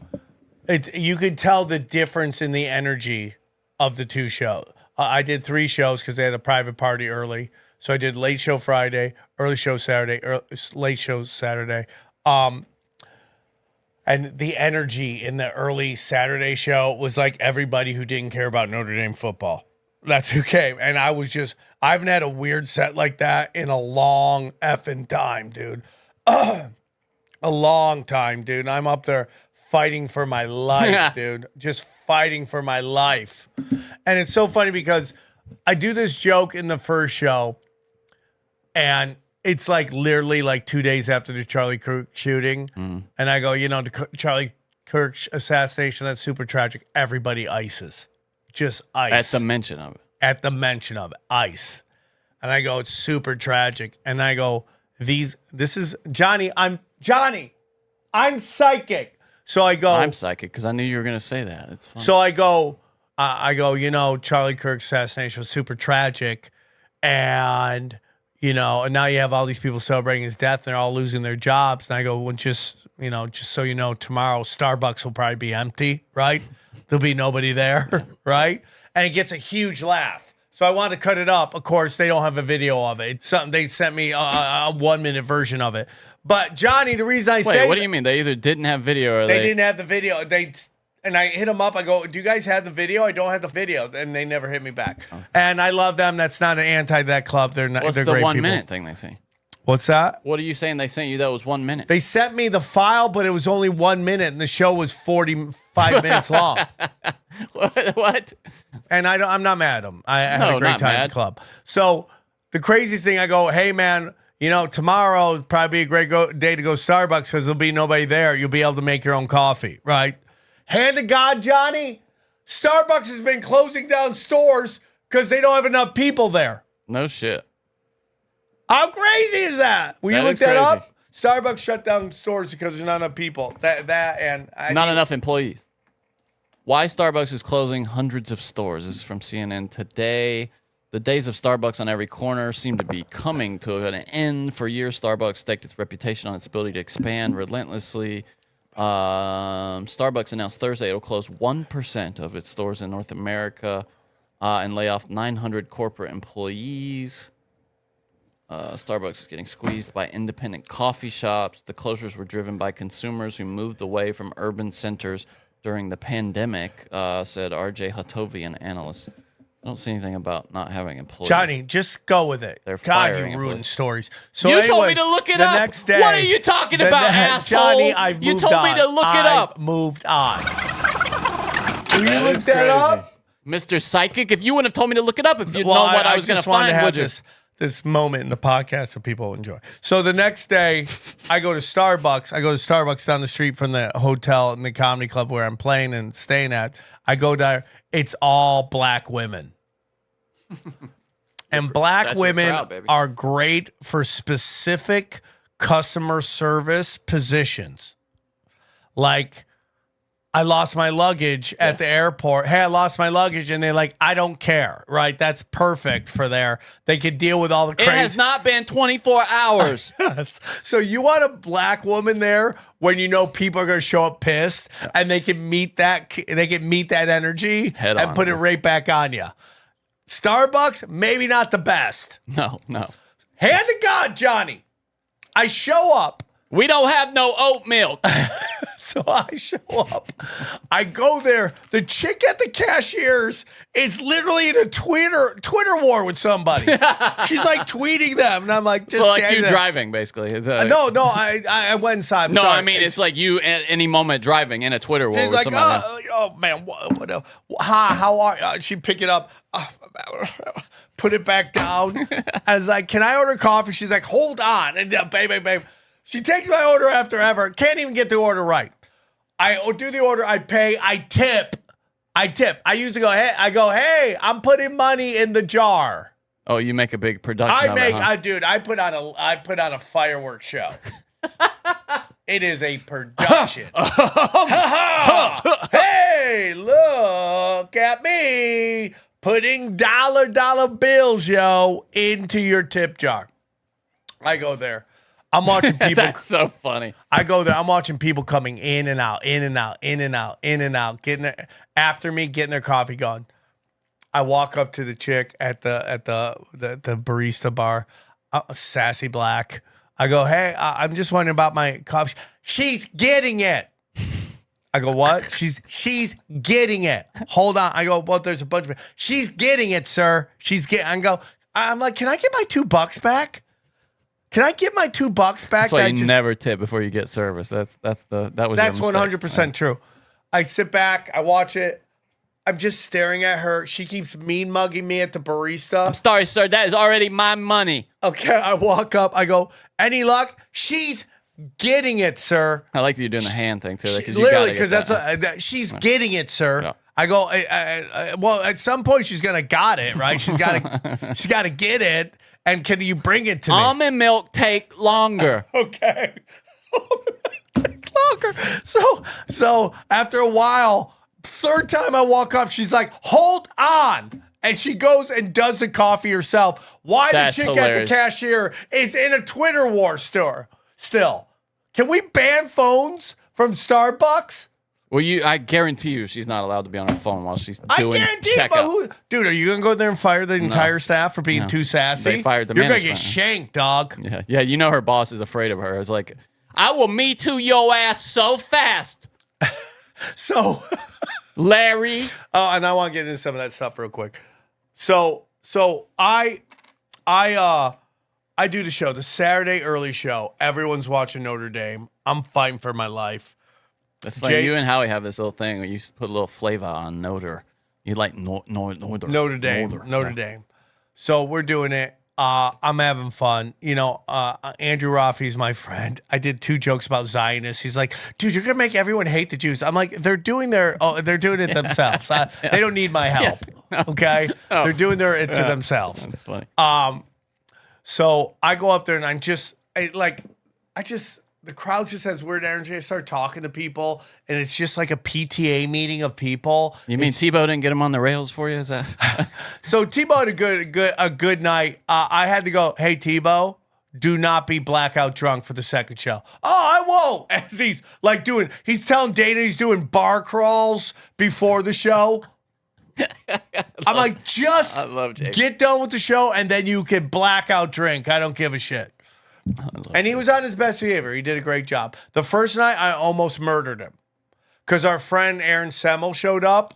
And I'm like, Tebow, because Dana laid into him. You got to help him sell shirts. He's like, yeah, totally. I'll totally help him sell shirts.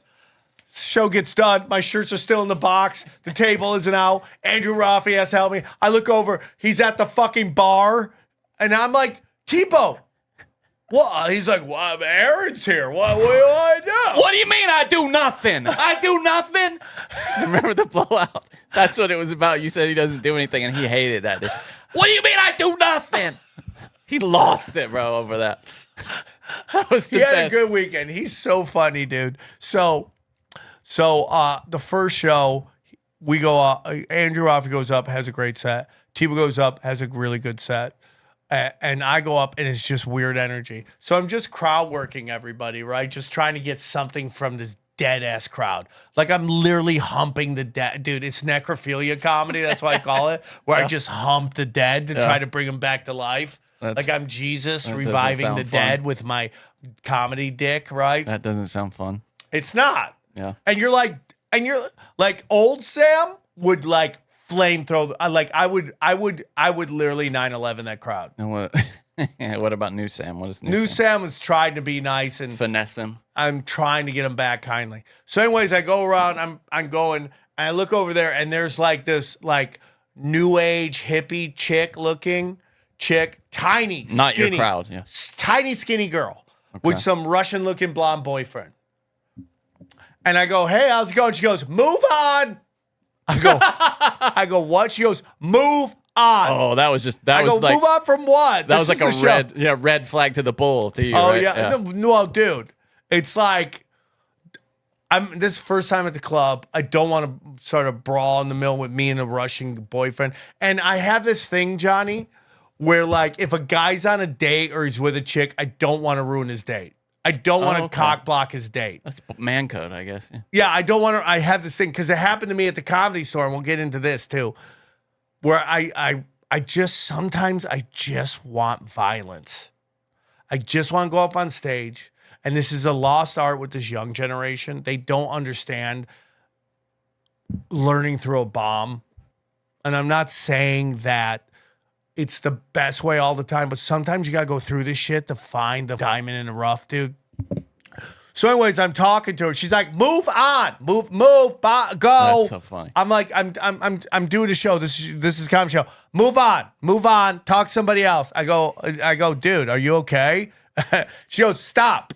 Do not talk to us. I go, who are you? You're not my parent. You can't tell me who I can talk to. Move on. And I'm like, I can really ride this into the ground and just piss that's what everybody. I imagine you doing. Yeah. Old Sam would flamethrow this shit. So I just started talking. I'm like, "Are you okay?" I mean, this doesn't seem like it's out of the norm with her. This seems like it would be a consistent thing. I'm like, "Is this a hostage situation?" Blink twice. Everyone laughs. Dude, 5 minutes of her just telling me, "Stop! Don't talk to me. I don't know. Move on. Stop. Bye. Bye." Bye is the weirdest thing ever. And she was the tiniest chick, and she's totally bullying me right now, right? And I don't say that, except for when I got off stage, I'm mean and greeting everybody. She walks up to me, she goes, "I just want you to know, I like what you do. I like you." She goes, "I just don't like getting bullied." I go, "So Johnny, do you know this club has wanted me to play this room for like 5 years? And I wouldn't go there. Why? Because it's downtown Chicago.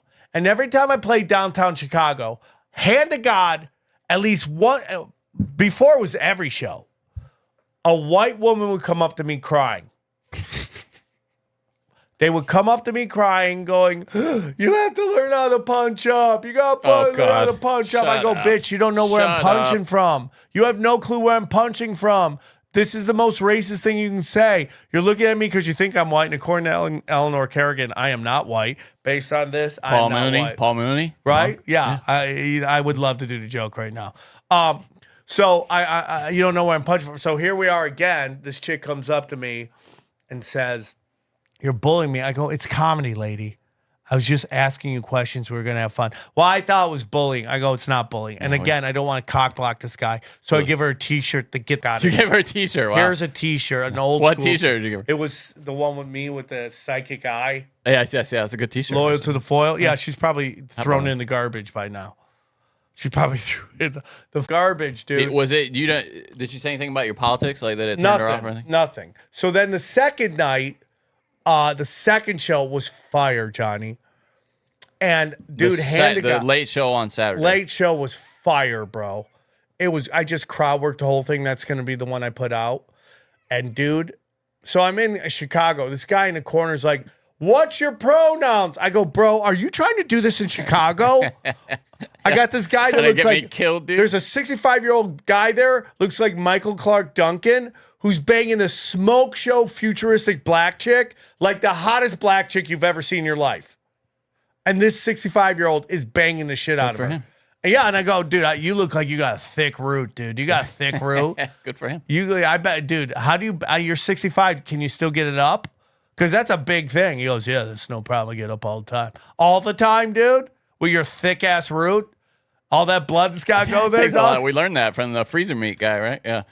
So I go, "What do you do for a living?" She goes, "Oh," which is OnlyFans. But then she told us she was a tattoo artist, and she had tattoos on her face. You know when hot chicks get hot tattoos on her face? But this is how hot she was, Johnny. When she got up to walk, the whole room got quiet and just watched her walk. Okay. So that's like NBA talent, right? Oh, dude, this is NBA wife level pussy banging Michael Clark Duncan. Good for him. Which makes, great for him, dude. Which is, this is the whole thing about older guys love black chicks because they're so thankful for guys that just gave up. My dad's dating a black. Every guy knows dad is dating a black chick. But this guy's black, like Michael Clark he's Duncan. Right? Yeah, midnight black, dude. He's Michael Clark Duncan like black. Real black.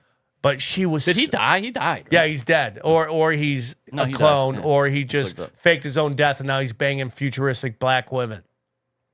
That's the way to go. I don't know why is the way I don't to know go, why if you're Johnny. Michael Clark Duncan, you have to fake your own death to do that. But. So it was a great weekend. I love Chicago. It was a lot of fun. I had a great time, except for the early show, which was nothing I could do about it.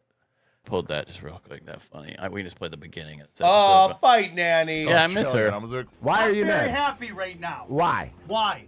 Because Why? That's what I just asked you. Yeah, why? Yeah. Why am I upset? Because you guys have just completely fucking made this about something else. What do you mean? You're making this as a shirker because I don't want to fucking tongue his asshole. What are you talking right? about? Oh, I'm shirking. You're pouting over here. I never like said a that! fucking baby. Sam, this- Me? Yeah. Yeah. You mother say it. You. Get out of here. That's not even the one where he says I do nothing. It's funny. Dude, you guys have had so many people fights. never appreciated that. Yeah, They took it too literal. Yeah, and the fights. And yeah, we were the were really best yelling thing. at each other, but it was such entertainment. You guys were really mad though in those moments. No, like that's- really mad. Dude, me and Jason have had a very loving, complex relationship. Yes. Yeah, I'll say, and this is the one I think where I do nothing. Yeah, this is Because if you're listening at home, this is Yeah, Sam has forgotten the name of the guest that is on the line. And instead of saying that, he hangs up on the guest and then starts yelling at everyone else. I didn't know the full fucking name, okay? That's why. The name that Ari just said moments before. I didn't know the full name at 1 o'clock. Yeah, I didn't look at the fucking time. Okay? So why didn't you guys fucking say something? You know Jason, this whole time, is just trying to open a bag of Skittles, by the way. fucking calling in. I didn't know what you were doing. I had no idea what you were doing. You're looking shit up. You said you're looking for your notes. I thought you were going to say something. You were like, now, welcome on Punch Drunk Sports. Hey, I'm going to say something. Stop it. I was an asshole. Okay. That was like, on hey, me. welcome to the... Because you're like, hey, welcome to the show. Hey, here. And I'm like, oh, Sam's saying something. Look, watch you throw your headphones off. It's so the way you throw them down, you're really angry. Welcome to the... Watch this. Because you're like, hey, welcome to the show. Hey, here. And I'm like, oh, Sam's saying something. I am deep into my alcoholism and drug addiction at this point. That was old Sam. Cool Foo Fighters sweatshirt. No, I like that. You just hung up on a guest because you didn't The know hell his you name. talking about? I didn't even know, but I did. Because you're looking something up. I think you're get going it. somewhere I with was such something. an asshole. I'm pulling out fucking Jason, candy. listen. Video. I'm out. You guys finish the fucking. Wait, why are you mad? Because you didn't know the name of a guy you asked to call in. What are you so pissed about? I'm fucking tired of it, dude. Video. I'm fucking tired. Get him on Skype. I'm fucking Let me done. see video. Look, believe and you're this Ari upset. is on the Zoom on your computer that you just take. So I'm so fucking tired of it, Tebow. Of what? Why are you pissed at me? lazy ass. The hell you talking about? About me getting shit done all the fucking time. Fuck you, Tebow. You fucking go do it, dude. I'm so fucking tired of you, dude. Call Ardak. Oh, I'm That was embarrassed, Ari. but that is funny. Yeah, where's your video? It's great. Yeah, and Ari's got no idea what's happening. He's What? like, He took it and left? Yeah, I've I no clue why you got that upset. and he was I'm a drug addict and he was alcoholic. tweaking you a little bit though. What? He And was I'm like, whining. oh, Who, he's Ari? gonna introduce No, this. Jason. And then he hangs up on him and starts screaming at me. Wow. Tell me I do nothing. I do No, I nothing. do nothing.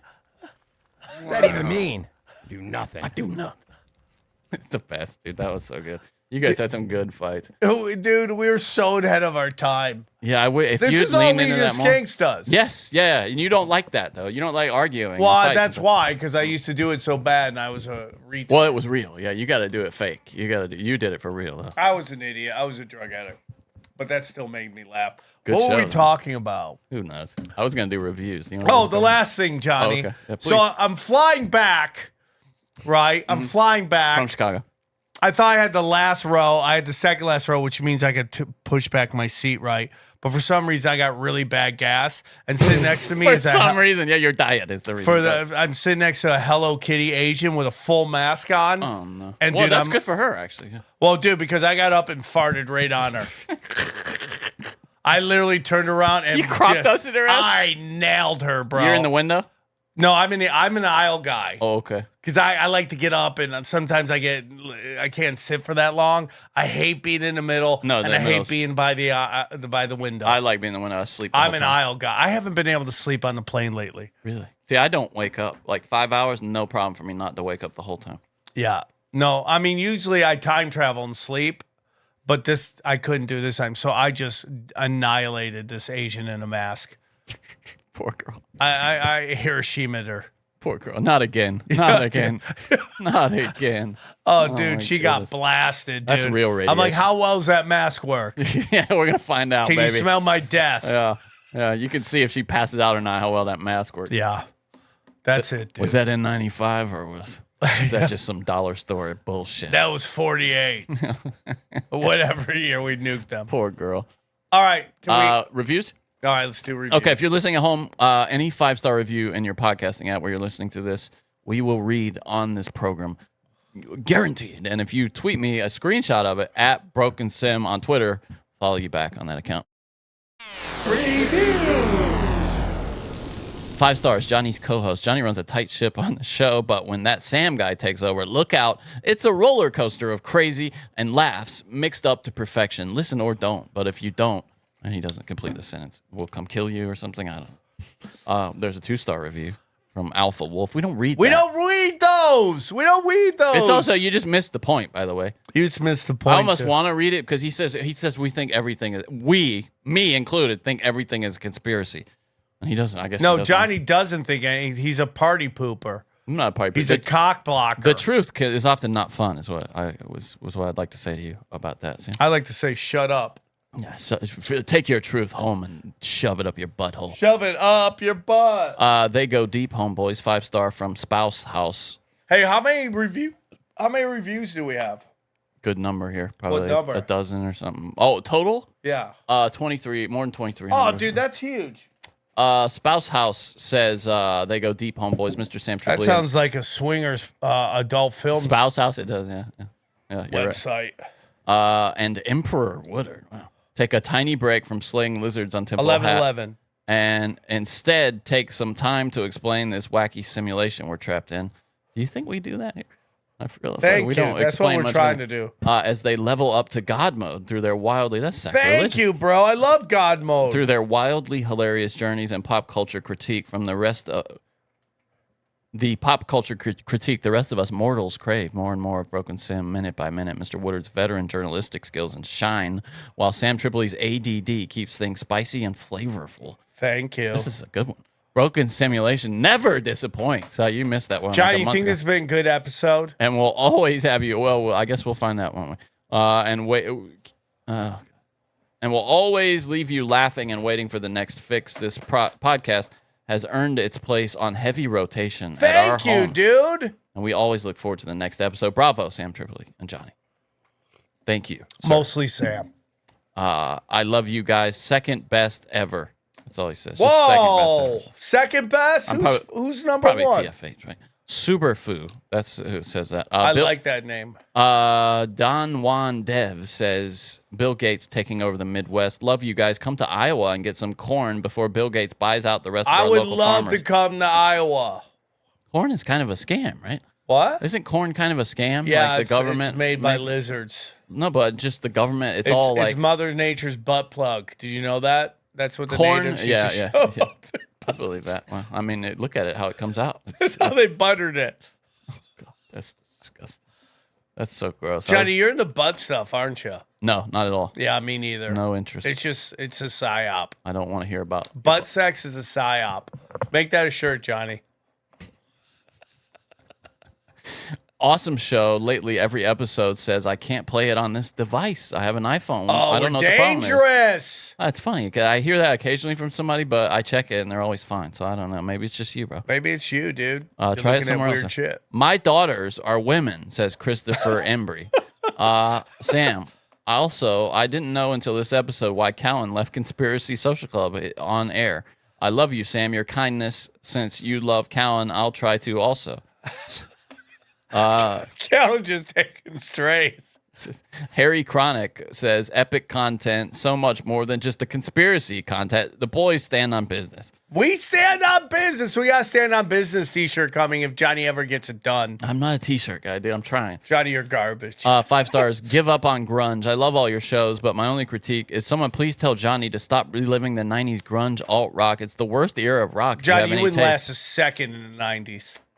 You were getting eaten up. I lived in the 90s. But he's saying the 90s sucked. He's saying the 90s is pathetic. The music sucked. This is what this guy's saying. Dude, I'll fight this guy right now. I will put it the beginning of the 90s music, like 91, 92. That's what he's shitting on. He's saying you're grunge sucked. garbage, sir. Boy. J-O-O. Oh, I like that. Says that. He says it's the worst era of rock if you have any taste from the 70s. Well, the 60s, the late 60s is where it starts, and then the 70s is fantastic for rock. I'll give you that. 80s were good too. 80s were okay, but the end of the 80s, sucked. Early 90s, terrible. No, the end of the 80s when disco was like kind of dying, and it was but when you had super the Stones doing disco and the Who doing disco, fucking metal was crushing, and then hip hop comes hits. up. No, you got that early era of Brit pop, grunge. Yeah. Oh, it's great. Hip hop, and then you still had grunge is showing up, but you still had metal with Guns N' Roses and Metallica. It was phenomenal. Dude. You're wrong, sir. 5 stars. I'll put up against any era, dude. RSVP AP says, Sam, why do you and Rogan put up with Brian Callen? The lines We were just drawn. love him. The lines were. He's a very funny guy. We're drawn for. He's got a big heart. He's just a little slow. Talented too. The lines were drawn for all of us in 2020, and Callen continues to disrespect free thinkers like you and Eddie Bravo. He's so wrong about so much. Thanks for the fantastic content and for opening so many minds. You don't review it as disrespect, though, do you? I don't see it that way. It's like, it's who the guy did The Office from Britain, what was his name? Ricky Gervais. Ricky Gervais says, the problem with dumb people is they don't know they're dumb. Brian doesn't know that he doesn't know. Brian is like, Brian's in terms of politics is the equivalent of an old man who refers to black people as coloreds. He just doesn't know you don't do that anymore. Yeah, I got you. $2 White Claws. I'm pretty sure that Sam is the pivot man in the circle jerk Tuesday nights at the Moose Lodge.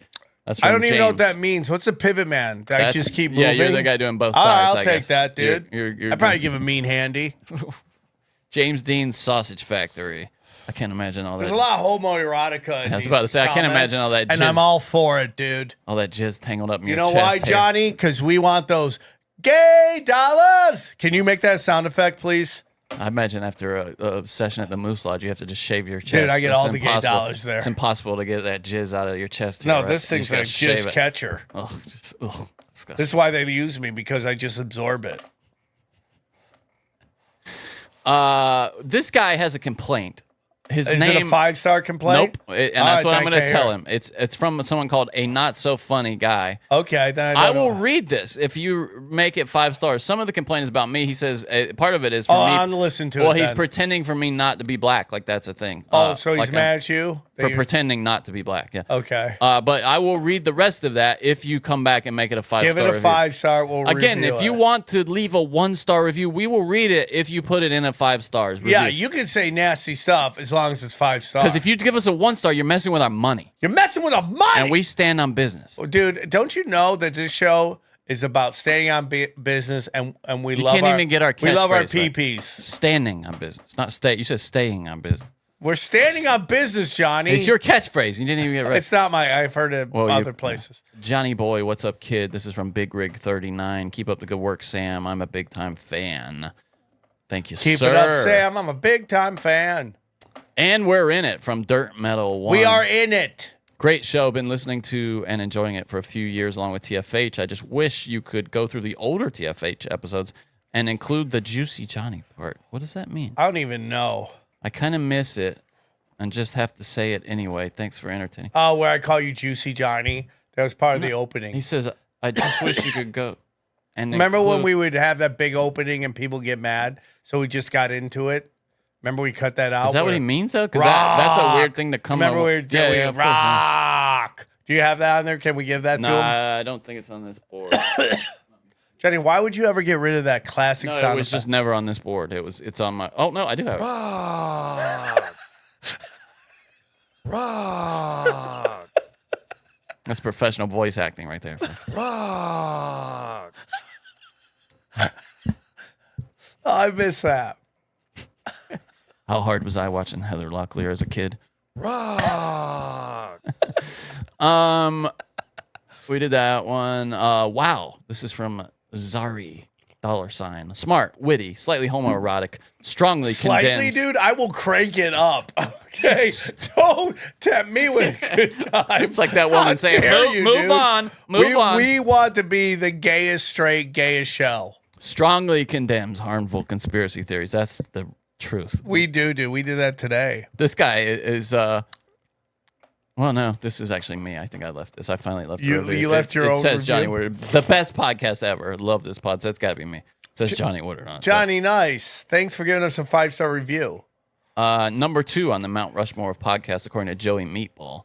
I wonder what number 1 is. It's gotta be TFH. If you guys are going to call us number 2, you have to tell us what number 1 is. Out of all the shows Sam is part of, this is easily the most consistently entertaining. If you're looking for a podcast that covers the day-to-day of a heavy-legged comedian / conspiracy star. Oh, I like that. It's like adult film star. This is your show, whether it's stories from his personal life, like updates on the man living rent-free outside his door, or his... Oh, he's gone now, though. He's gone, right? Aww. Yeah.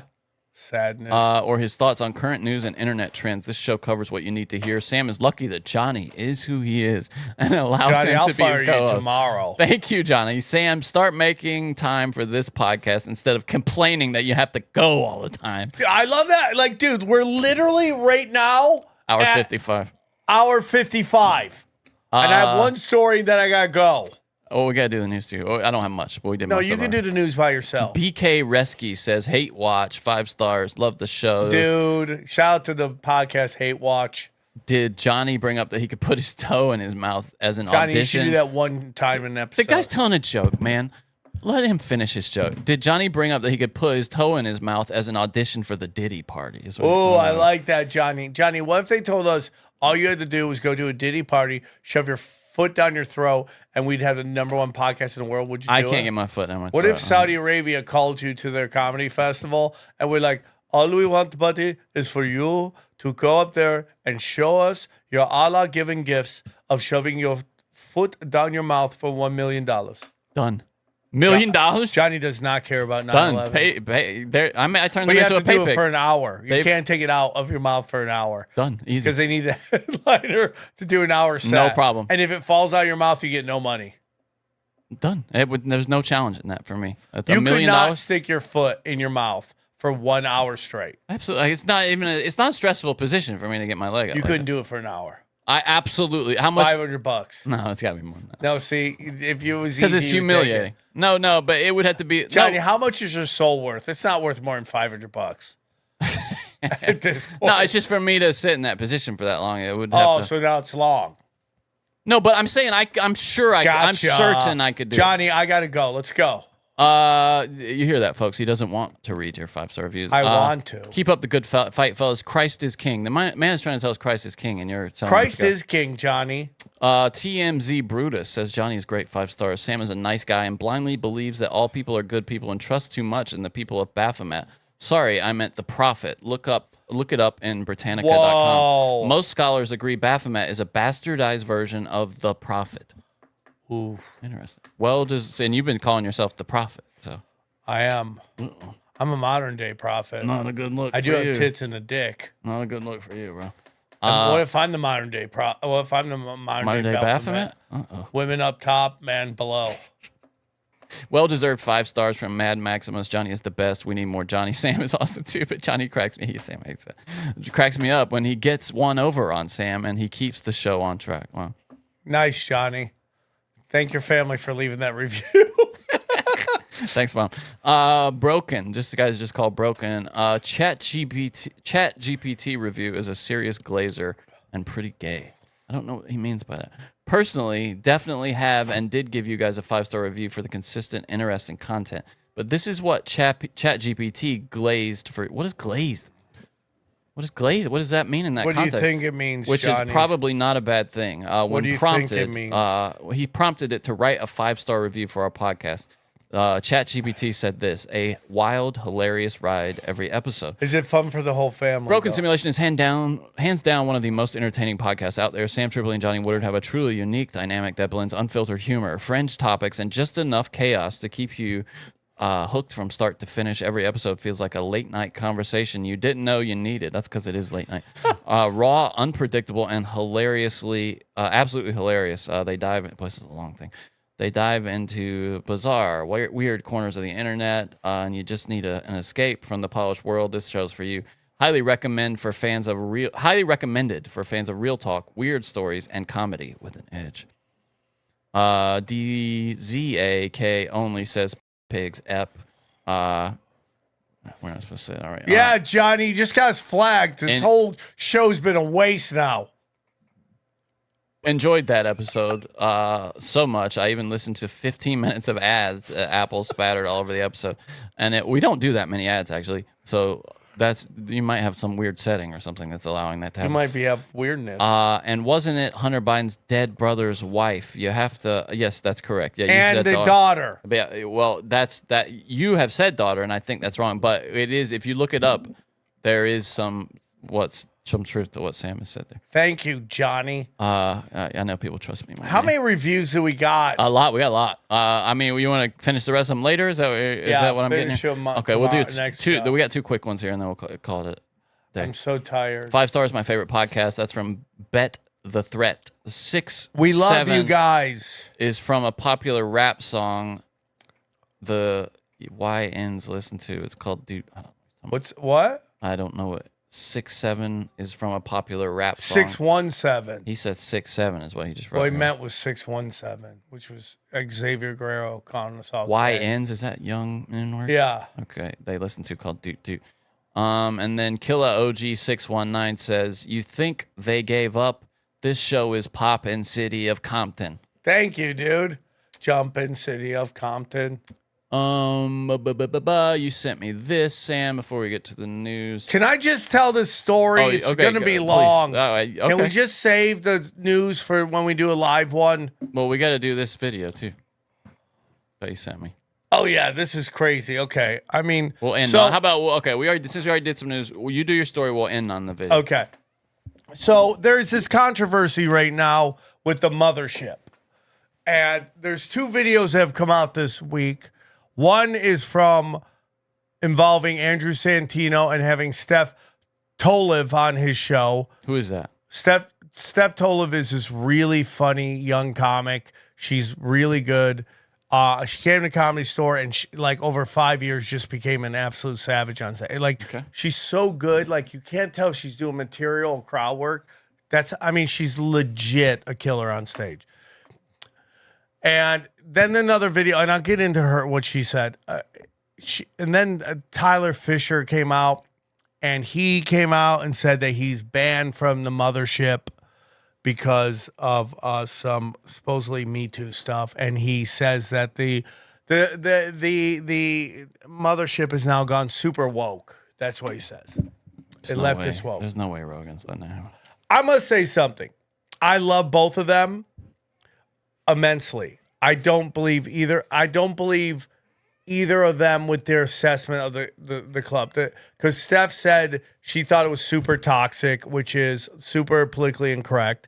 And wait, okay. So you're saying they're from both sides. They're saying that it's one's saying it's super right wing. She's saying it's toxic, which is right wing, which is politically incorrect, and he's saying it's super woke. Okay, and this has come out in the same week. That's funny. It's crazy, right? Yeah. And I would say I don't think either of them are correct. Now, the reason Steph is saying this because supposedly a good friend of mine, Justin Martindale, who is an absolute savage on stage, went up and did a set, and then the comic who followed him did jokes about him being gay the whole time. Or for which most Justin Martindale, he loves that shit, I would imagine. Well, I don't think he enjoyed that. Really? But here's what I'm going to about. say. Here's what I'm going to say. Is that is usually a common thing when either you've absolutely annihilated and they have to figure out how they could follow you. It's so much that you almost had to talk about it? Is that what you're saying? Or you bomb so hard that they have to talk about it too. And how do I know that? Because this happens to me a lot at the Comedy Store now. I'll do a set and the young comic will come up and they'll make comments on my act. I'm not mad at that because that's what I did when Dice bumped me all the time. I would literally rip Dice. I would rip him.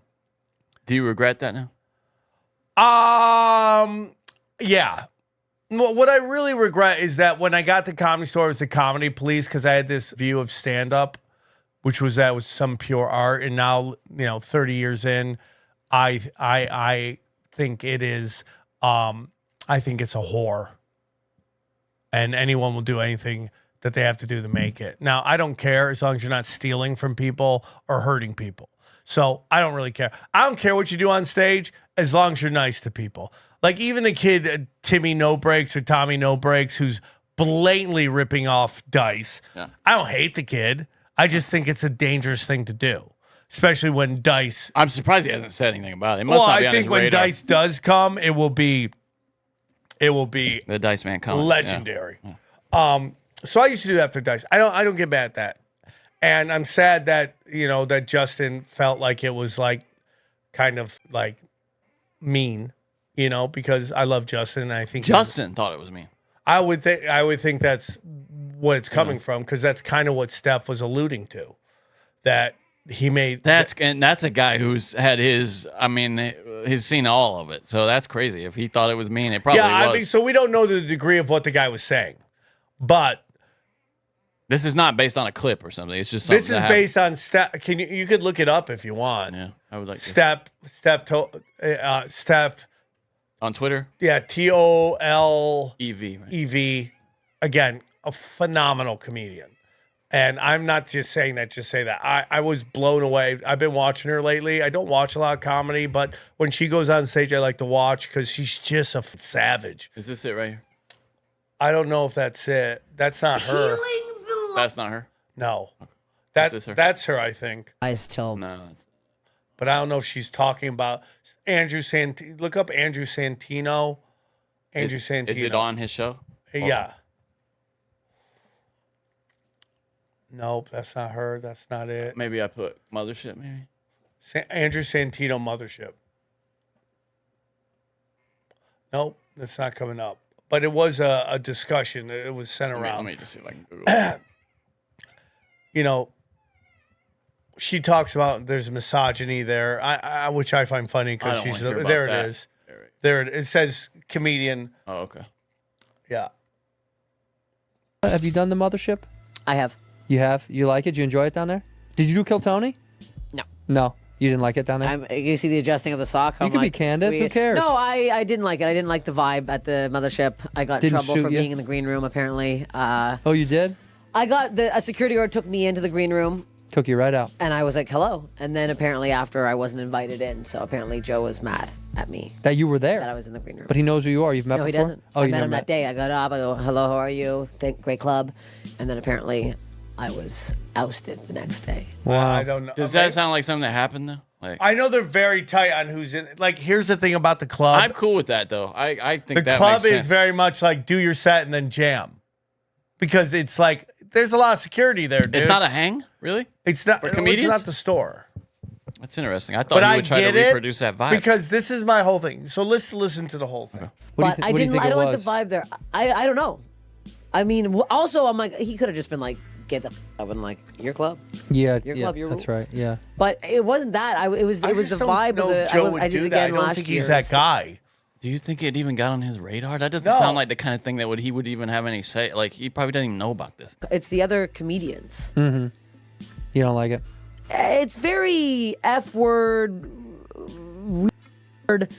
It's that women are stupid. Good. Yeah, but she's complaining about them saying the R I love word? her, but she's the filth queen. Her like so much of what she did in her special, or she had a joke, or it's one of her jokes. I don't know if it's in her special, but she's talking about the time she's eating, and it's fine because she's so great at it. But it's like it's not misogyny. It's like it's sex. And that's offensive to somebody. You got to think about it. Just, I mean, who And cares? that's just my whole thing. It's No, like, but it sounds and like- I get it what just you're gets into this thing that like, and I don't even know what her politics are. So, but it's a consistent thing with progressive comedians, and it's like they have this rule, and let's admit it, it's applied to white guys, and then everyone else can do whatever they want. Like she talks about her a lot. It's great. She's great at it. She's a crusher. It's like I talking love about your dick if you're a guy. Yeah, or me talking about chicks I banged. Like, you're allowed to do that. That's not misogyny. No. That is called basic human interactions. And who cares? If anything in a joke is not, I don't. Keep going. Women are unfunny. Women are. I haven't disagreed with one thing you've said so far. He's so funny. It was very misogynistic and homophobic, and I didn't like. Come the vibe. on. This is comedian Steph Tolev discussing her time at Joe Rogan. Not the actual clip, is it? This is no, but that's basically it, right? So you have her saying it's super toxic. And then can you find Tyler Fisher banned from the comedy? Tyler Fisher, is that who? Yeah. Okay. You think it'll be on here? Yeah.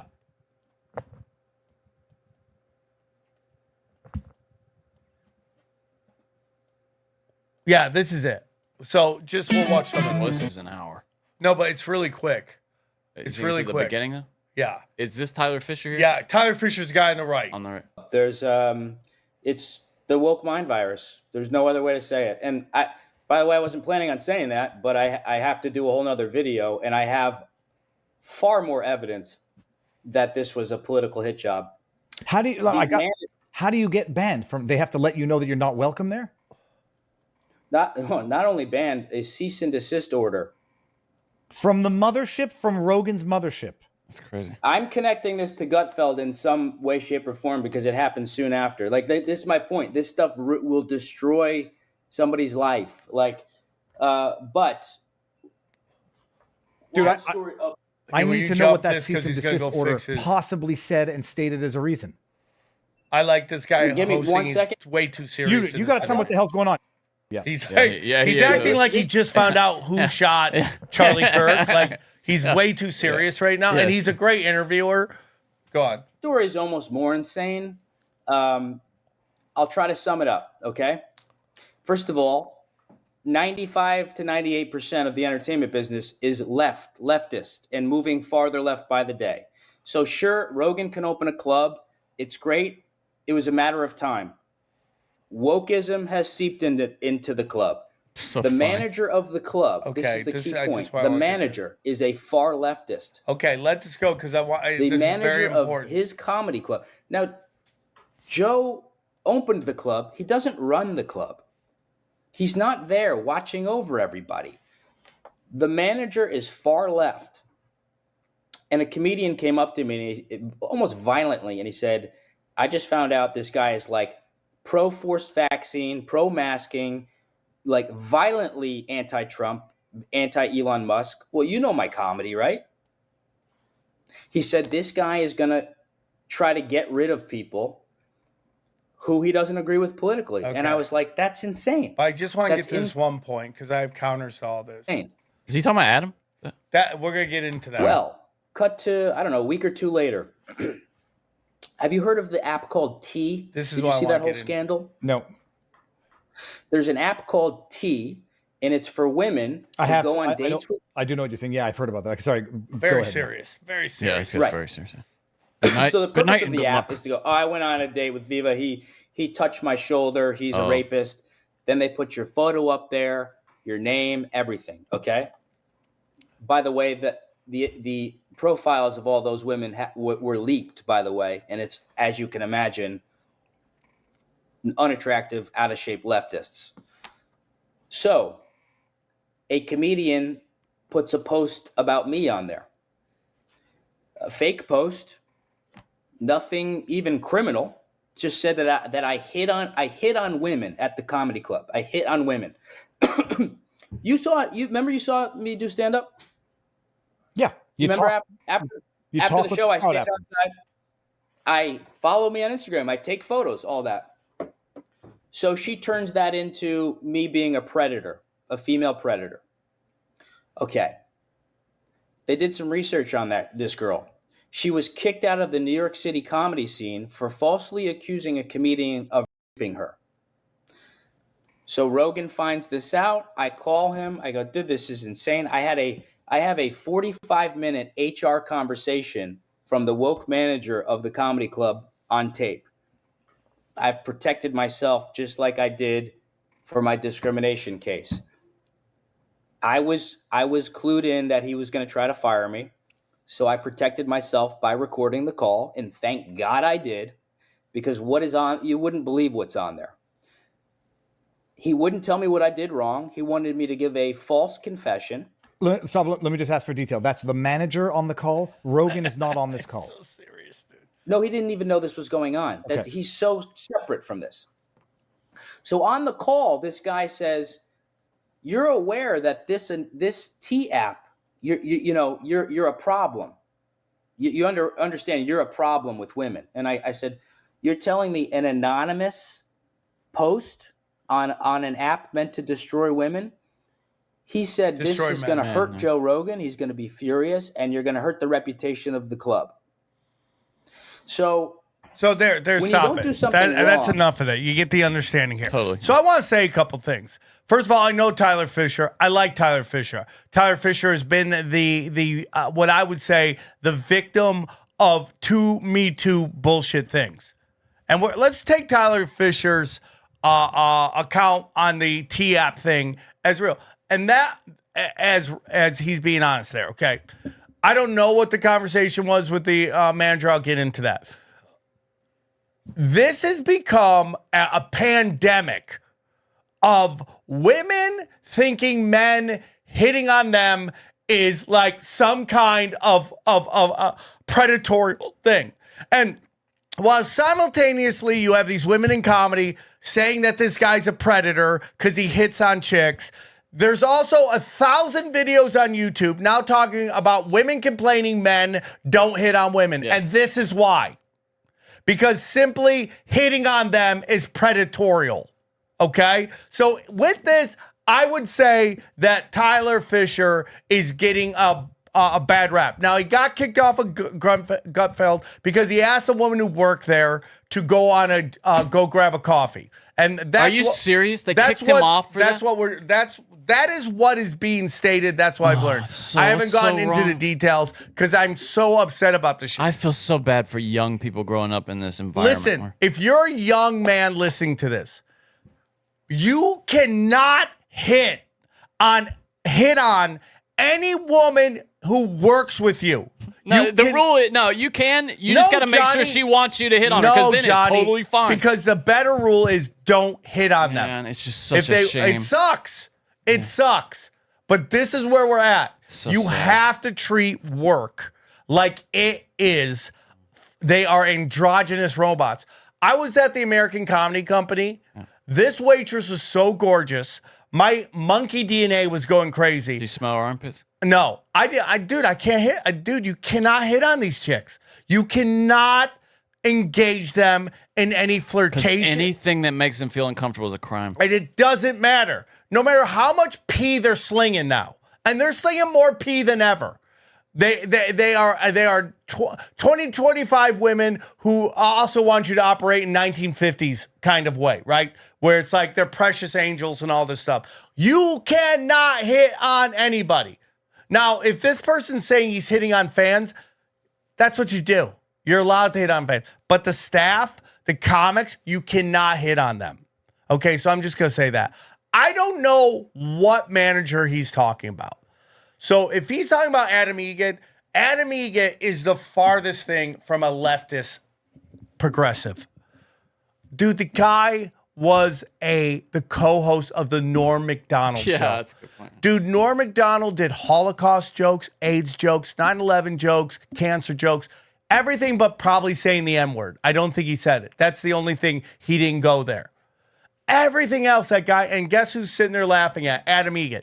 My relationship with Adam Egan, I did some damage to because when Adam Egan was running the Comedy Store, I was deep into my drug addiction and I was canceling gigs all the time. So I went from three sets to one set a week. And that was all on me because I was canceling all the time. Everyone who knows Adam loves Adam. Adam is a great guy. He's in an impossible situation when you only have so many spots and you have 1,000 comedians there. It takes a certain kind of person to do that, bro. The comedy mothership, okay, and I talked to Kurt Metzger like that. The comedy mothership is no different than any other comedy club. Comedians talk shit. That's all they do. It's no more toxic. The only thing it is this is an old Bruce Lee quote: "Be like water, my friend. Be formless." It is neither super progressive or super conservative. It is just the art of comedy. I have been there and said the N-word and nobody complained. I've seen the staff there and they've been really nice. Brian Holtzman has a weekly show there. A weekly show. He gets a headline a show there once a week. You cannot say a club is progressively woke with that guy if they're letting Brian Holtzman have his own show in front of sold out crowds. It is a bummer to hear that it's not a hang though. Like for comedians, that's. Well, I have my theories on that. What are they? Joe Rogan talks a lot of shit on his show. That's my opinion. What can you explain? I don't understand. I just think Joe Rogan talks a lot of shit on his show. I mean, in a loving way. Yeah. He talks about the topics that are dangerous, and there's some people that might not like that. Do you understand? What's that got to do with it not being that place that they let people hang out? Because it's business. Get in, get out. That's what it is. It's funny because it was kind of modeled after the Best of the Comedy Store. Though. Yeah, but it's not. It's not the store. It's not. There's no hang there. There's the Mitzi bar, which I think they let you hang out in. You can hang out at the Mitzi bar. It's just like do your set and then go down to the Mitzi bar. Yeah. Like, well, I want to ask you. Okay, really, what I'm thinking is it? Because I never go to the green room or anything. Because I remember hearing like Jeff Dennis and Ryan talking once back when they still talked to each other about how that place was just filled with people who didn't really belong there at the Comedy Store, and it would get really annoying. It would get crazy, right? I mean, and I'm wondering, that's a big problem with comedy chaos. Is she complaining because they're only letting like real like celebrities? They want it to be safe for people like Chappelle or there's somebody. A ton of people that are on the line, but you never heard of. Because but do you think? So you don't think she got kicked out of there because they were just trying to make it a safe hang for people of some status? That's why they maybe didn't realize. I don't think so. I don't know what happened that night. I know if you're performing, you could say there. If you're not performing, they don't want anyone in there. That's what I've heard. So if you're not on the bill that night, like I wouldn't go there if I wasn't performing. And that's not true of the Comedy Store at all. You'd be there hanging out all the time. The Comedy Store is wild. It's like nothing else. Is it still that way? I heard it's kind of not as much of a hang. I mean, it's still a hang. On Comedy Chaos night, there's tons of comics hanging out there that aren't. That's you. Because I love everybody. Yeah. But the comedy magic. I mean, the comedy mothership. Comedy Magic Club. Yeah. The comedy mothership allows everybody of the whole spectrum to go up. There's woke comics, there's edgy comics, but it is the only place that really allows comics to. The Comedy Store is like that. It's just the up and coming comics don't want to engage in provocative. Like the comedy mothership lets you be provocative. It's such a drag. It's just it's not their fault, Johnny. Not the mothership. I'm talking about the Comedy Store. Well, it's not their fault because even if the comics were provocative, let's say, yes. I don't think the Comedy Store's problem isn't the Comedy Store. The Comedy Store's problem is Los Angeles right now. And this giant fear of cancel culture that permeated from the left, and now it's permeated from the left going after the right, and then the right now going after the left. So you'll never have this moment of just like, hey, dude, let's just talk. And it's happening on the internet, but like you see that story here and there, and then it freaks everybody out that they're going to lose their job. They're going to have a giant scandal, and the crowd just gets scared. God, that's what comedy is supposed to be, though. It's supposed to be this thing that's apart from politics. This younger generation, they're a lot more buttoned up, and I think they're great. They're really great, right? They're great writers. Now, what I will tell you is I'm having some struggles there because I'm going from playing my crowd, which lets me go crazy, to a crowd that doesn't know me. And it's been a tough transition for me because I don't want to do the things I used to do. So back in the day when I had no fans or I had very little fans, it's like what Bill Burr said: when you're not famous, every show's an away game, and when you're famous, and I'm famous with a small group of people, it's a home game. And so when I do these shows on the road, I'm playing home games. Gotcha. So now I'm going to the Comedy Store. My name's not on the lineup. My name's not on the marquee. Nothing, and I'm very late. And I tend to be the guy who says the more provocative stuff. And I'm one of the first ones. I saw Amir K dropping F-bombs, like in terms of gay people, getting some laughs. But there's not a lot of that there. And that's okay. I just do think it's the one thing missing from young comedy right now because so much of what they're doing is geared towards getting pops on Instagram and getting pops on TikTok.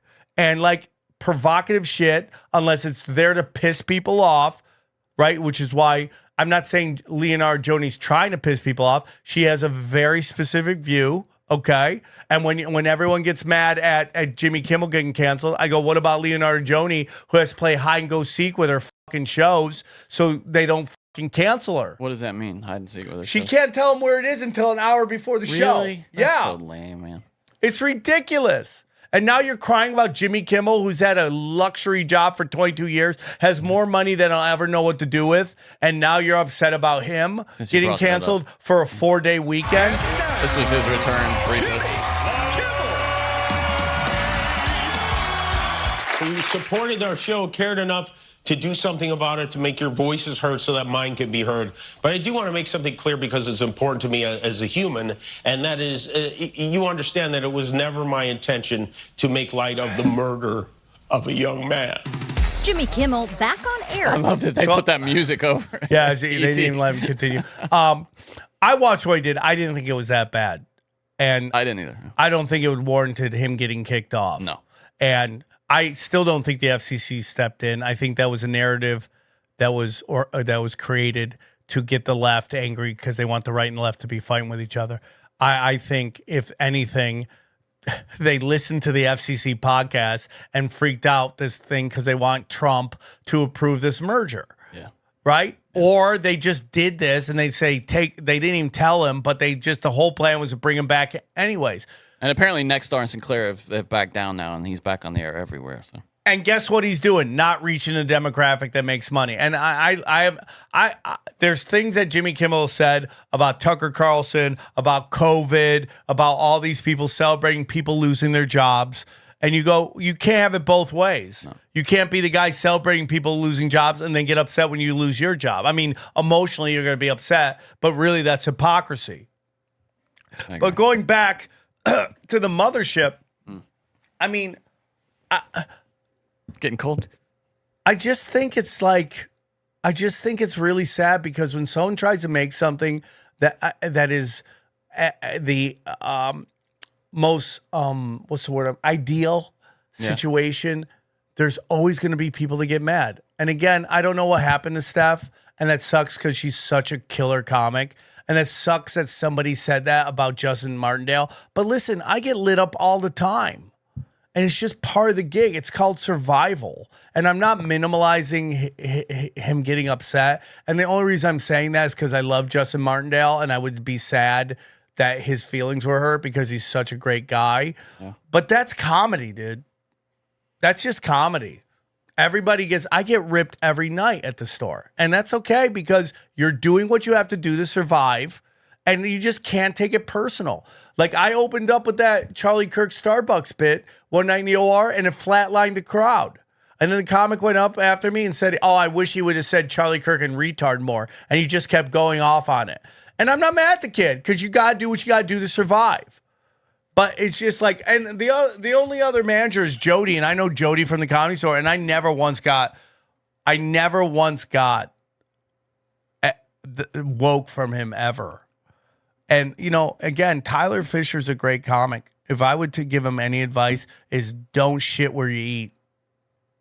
Like, you just have to look at these chicks, no matter how hot they are, that work at these clubs and do stand-up at these clubs. Off limits. As just androgynous robots, and you cannot hit on them.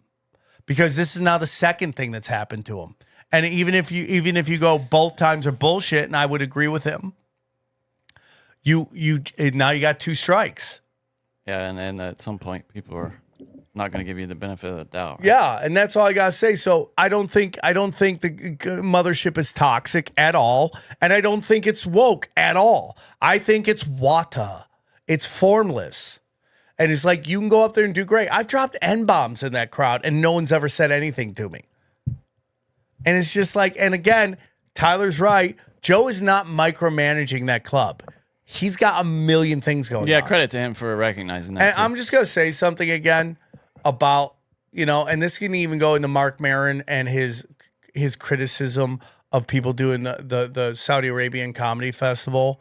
And it's like, Mark, you're upset that the Khashoggi stuff and the 9/11 stuff, you literally had the guy who helped form ISIS, like Barack Obama, on your podcast. The guy who droned more weddings than anybody in history. I mean, like, dude, look in the mirror, dog. Look in the fucking mirror. And you gave him oral under your desk. I mean, look in the fucking mirror and like whatever anybody wants to say. And I know everybody thinks I suck off Rogan. Guess what? I do. You know why? Because the guy helped me when I had no money. Like he saved me. You have something to be said for loyalty. No, and like this new notion that like throwing people you love under the bus is somehow righteous for politics too, or any clicks and views. Yeah, you know, there's no loyalty anymore. It's just I am to the bone. No, but I mean the younger generation just doesn't seem to value that kind of thing. You know, but if you can say whatever you want about Rogan, but show me one guy that's helped more people than Joe Rogan. Now you may not like all of them, but most of them are great people. And he's helped change their families' lives. And it's not his responsibility. Who did that? Who is Mark Maron blown up? Yeah, you can't name a person, right? No. I mean, so that's my opinion on it, dude. It's like when you're on top of the mountain, everyone comes for you. Everyone comes for the crown. And, you know, there's so many people making money off slandering Austin, slandering Rogan, slandering Hinchcliffe. And it's because they get clicks and views. So it's like I was talking to Kurt Metzger about that. And it's like, it's parasitic. Like you have to live off the host. If the host stops performing, you got nothing. And how many of these guys are doing all these YouTube shows, shitting on Rogan, shitting on all them? How many of them are failed comedians that tried to make it and failed, and now they want to scorch the earth? And it happens all the time. We can think of There's an old saying that I'm changing up, but those who can't troll. That's what I think. I like that. Well, yeah, I mean, that's Ari Shaffir is a notable exception to that, but yeah.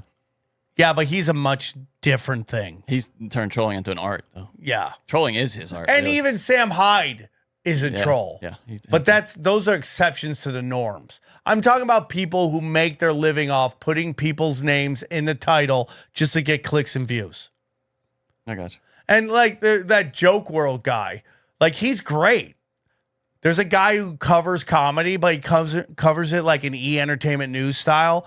And he just loves stand-up, and he loves comedians, and it comes off, and that's why his channel is flourishing, because it's like, hey man, here's some funny shit going on in comedy, and people appreciate it. What happens is a lot of these channels on YouTube start like that, and then they do one salacious title, they get so much more views, then they start chasing it. Yeah, I've seen it in newspapers. And then you just get super negative, and then you're just an asshole. And then you become a parasite who has to live off the host you're trying to kill. What kind of life is that? What does it do to your soul? I don't know. They're jumping over dollars to make dimes. Yeah. I mean, yeah. Or maybe it's just not worth it because what it costs you and, spiritually. Dude, there's a guy dying right now in Tucson because of that.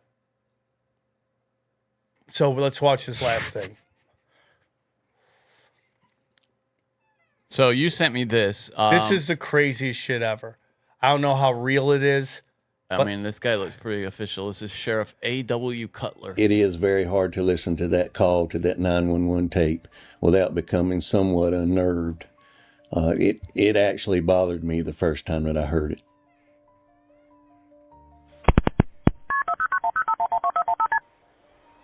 This is 2001 in Pender County, North Carolina. Johnny's old stomping grounds where his hot cousin lives. Not near there. Pender County 911, what's the address of your emergency? I'm driving on 210. I just crossed the Black River, and I thought I saw a guy standing on the side of the road bleeding. Okay, where are you at, sir? I'm on 210. I just crossed the Black River. I'm heading towards 53 East. Know exactly where he is. I just passed Patriots Watch. Okay, so you're over near Morse Creek? Yes. Okay. And did you saw a man standing on the side of the road?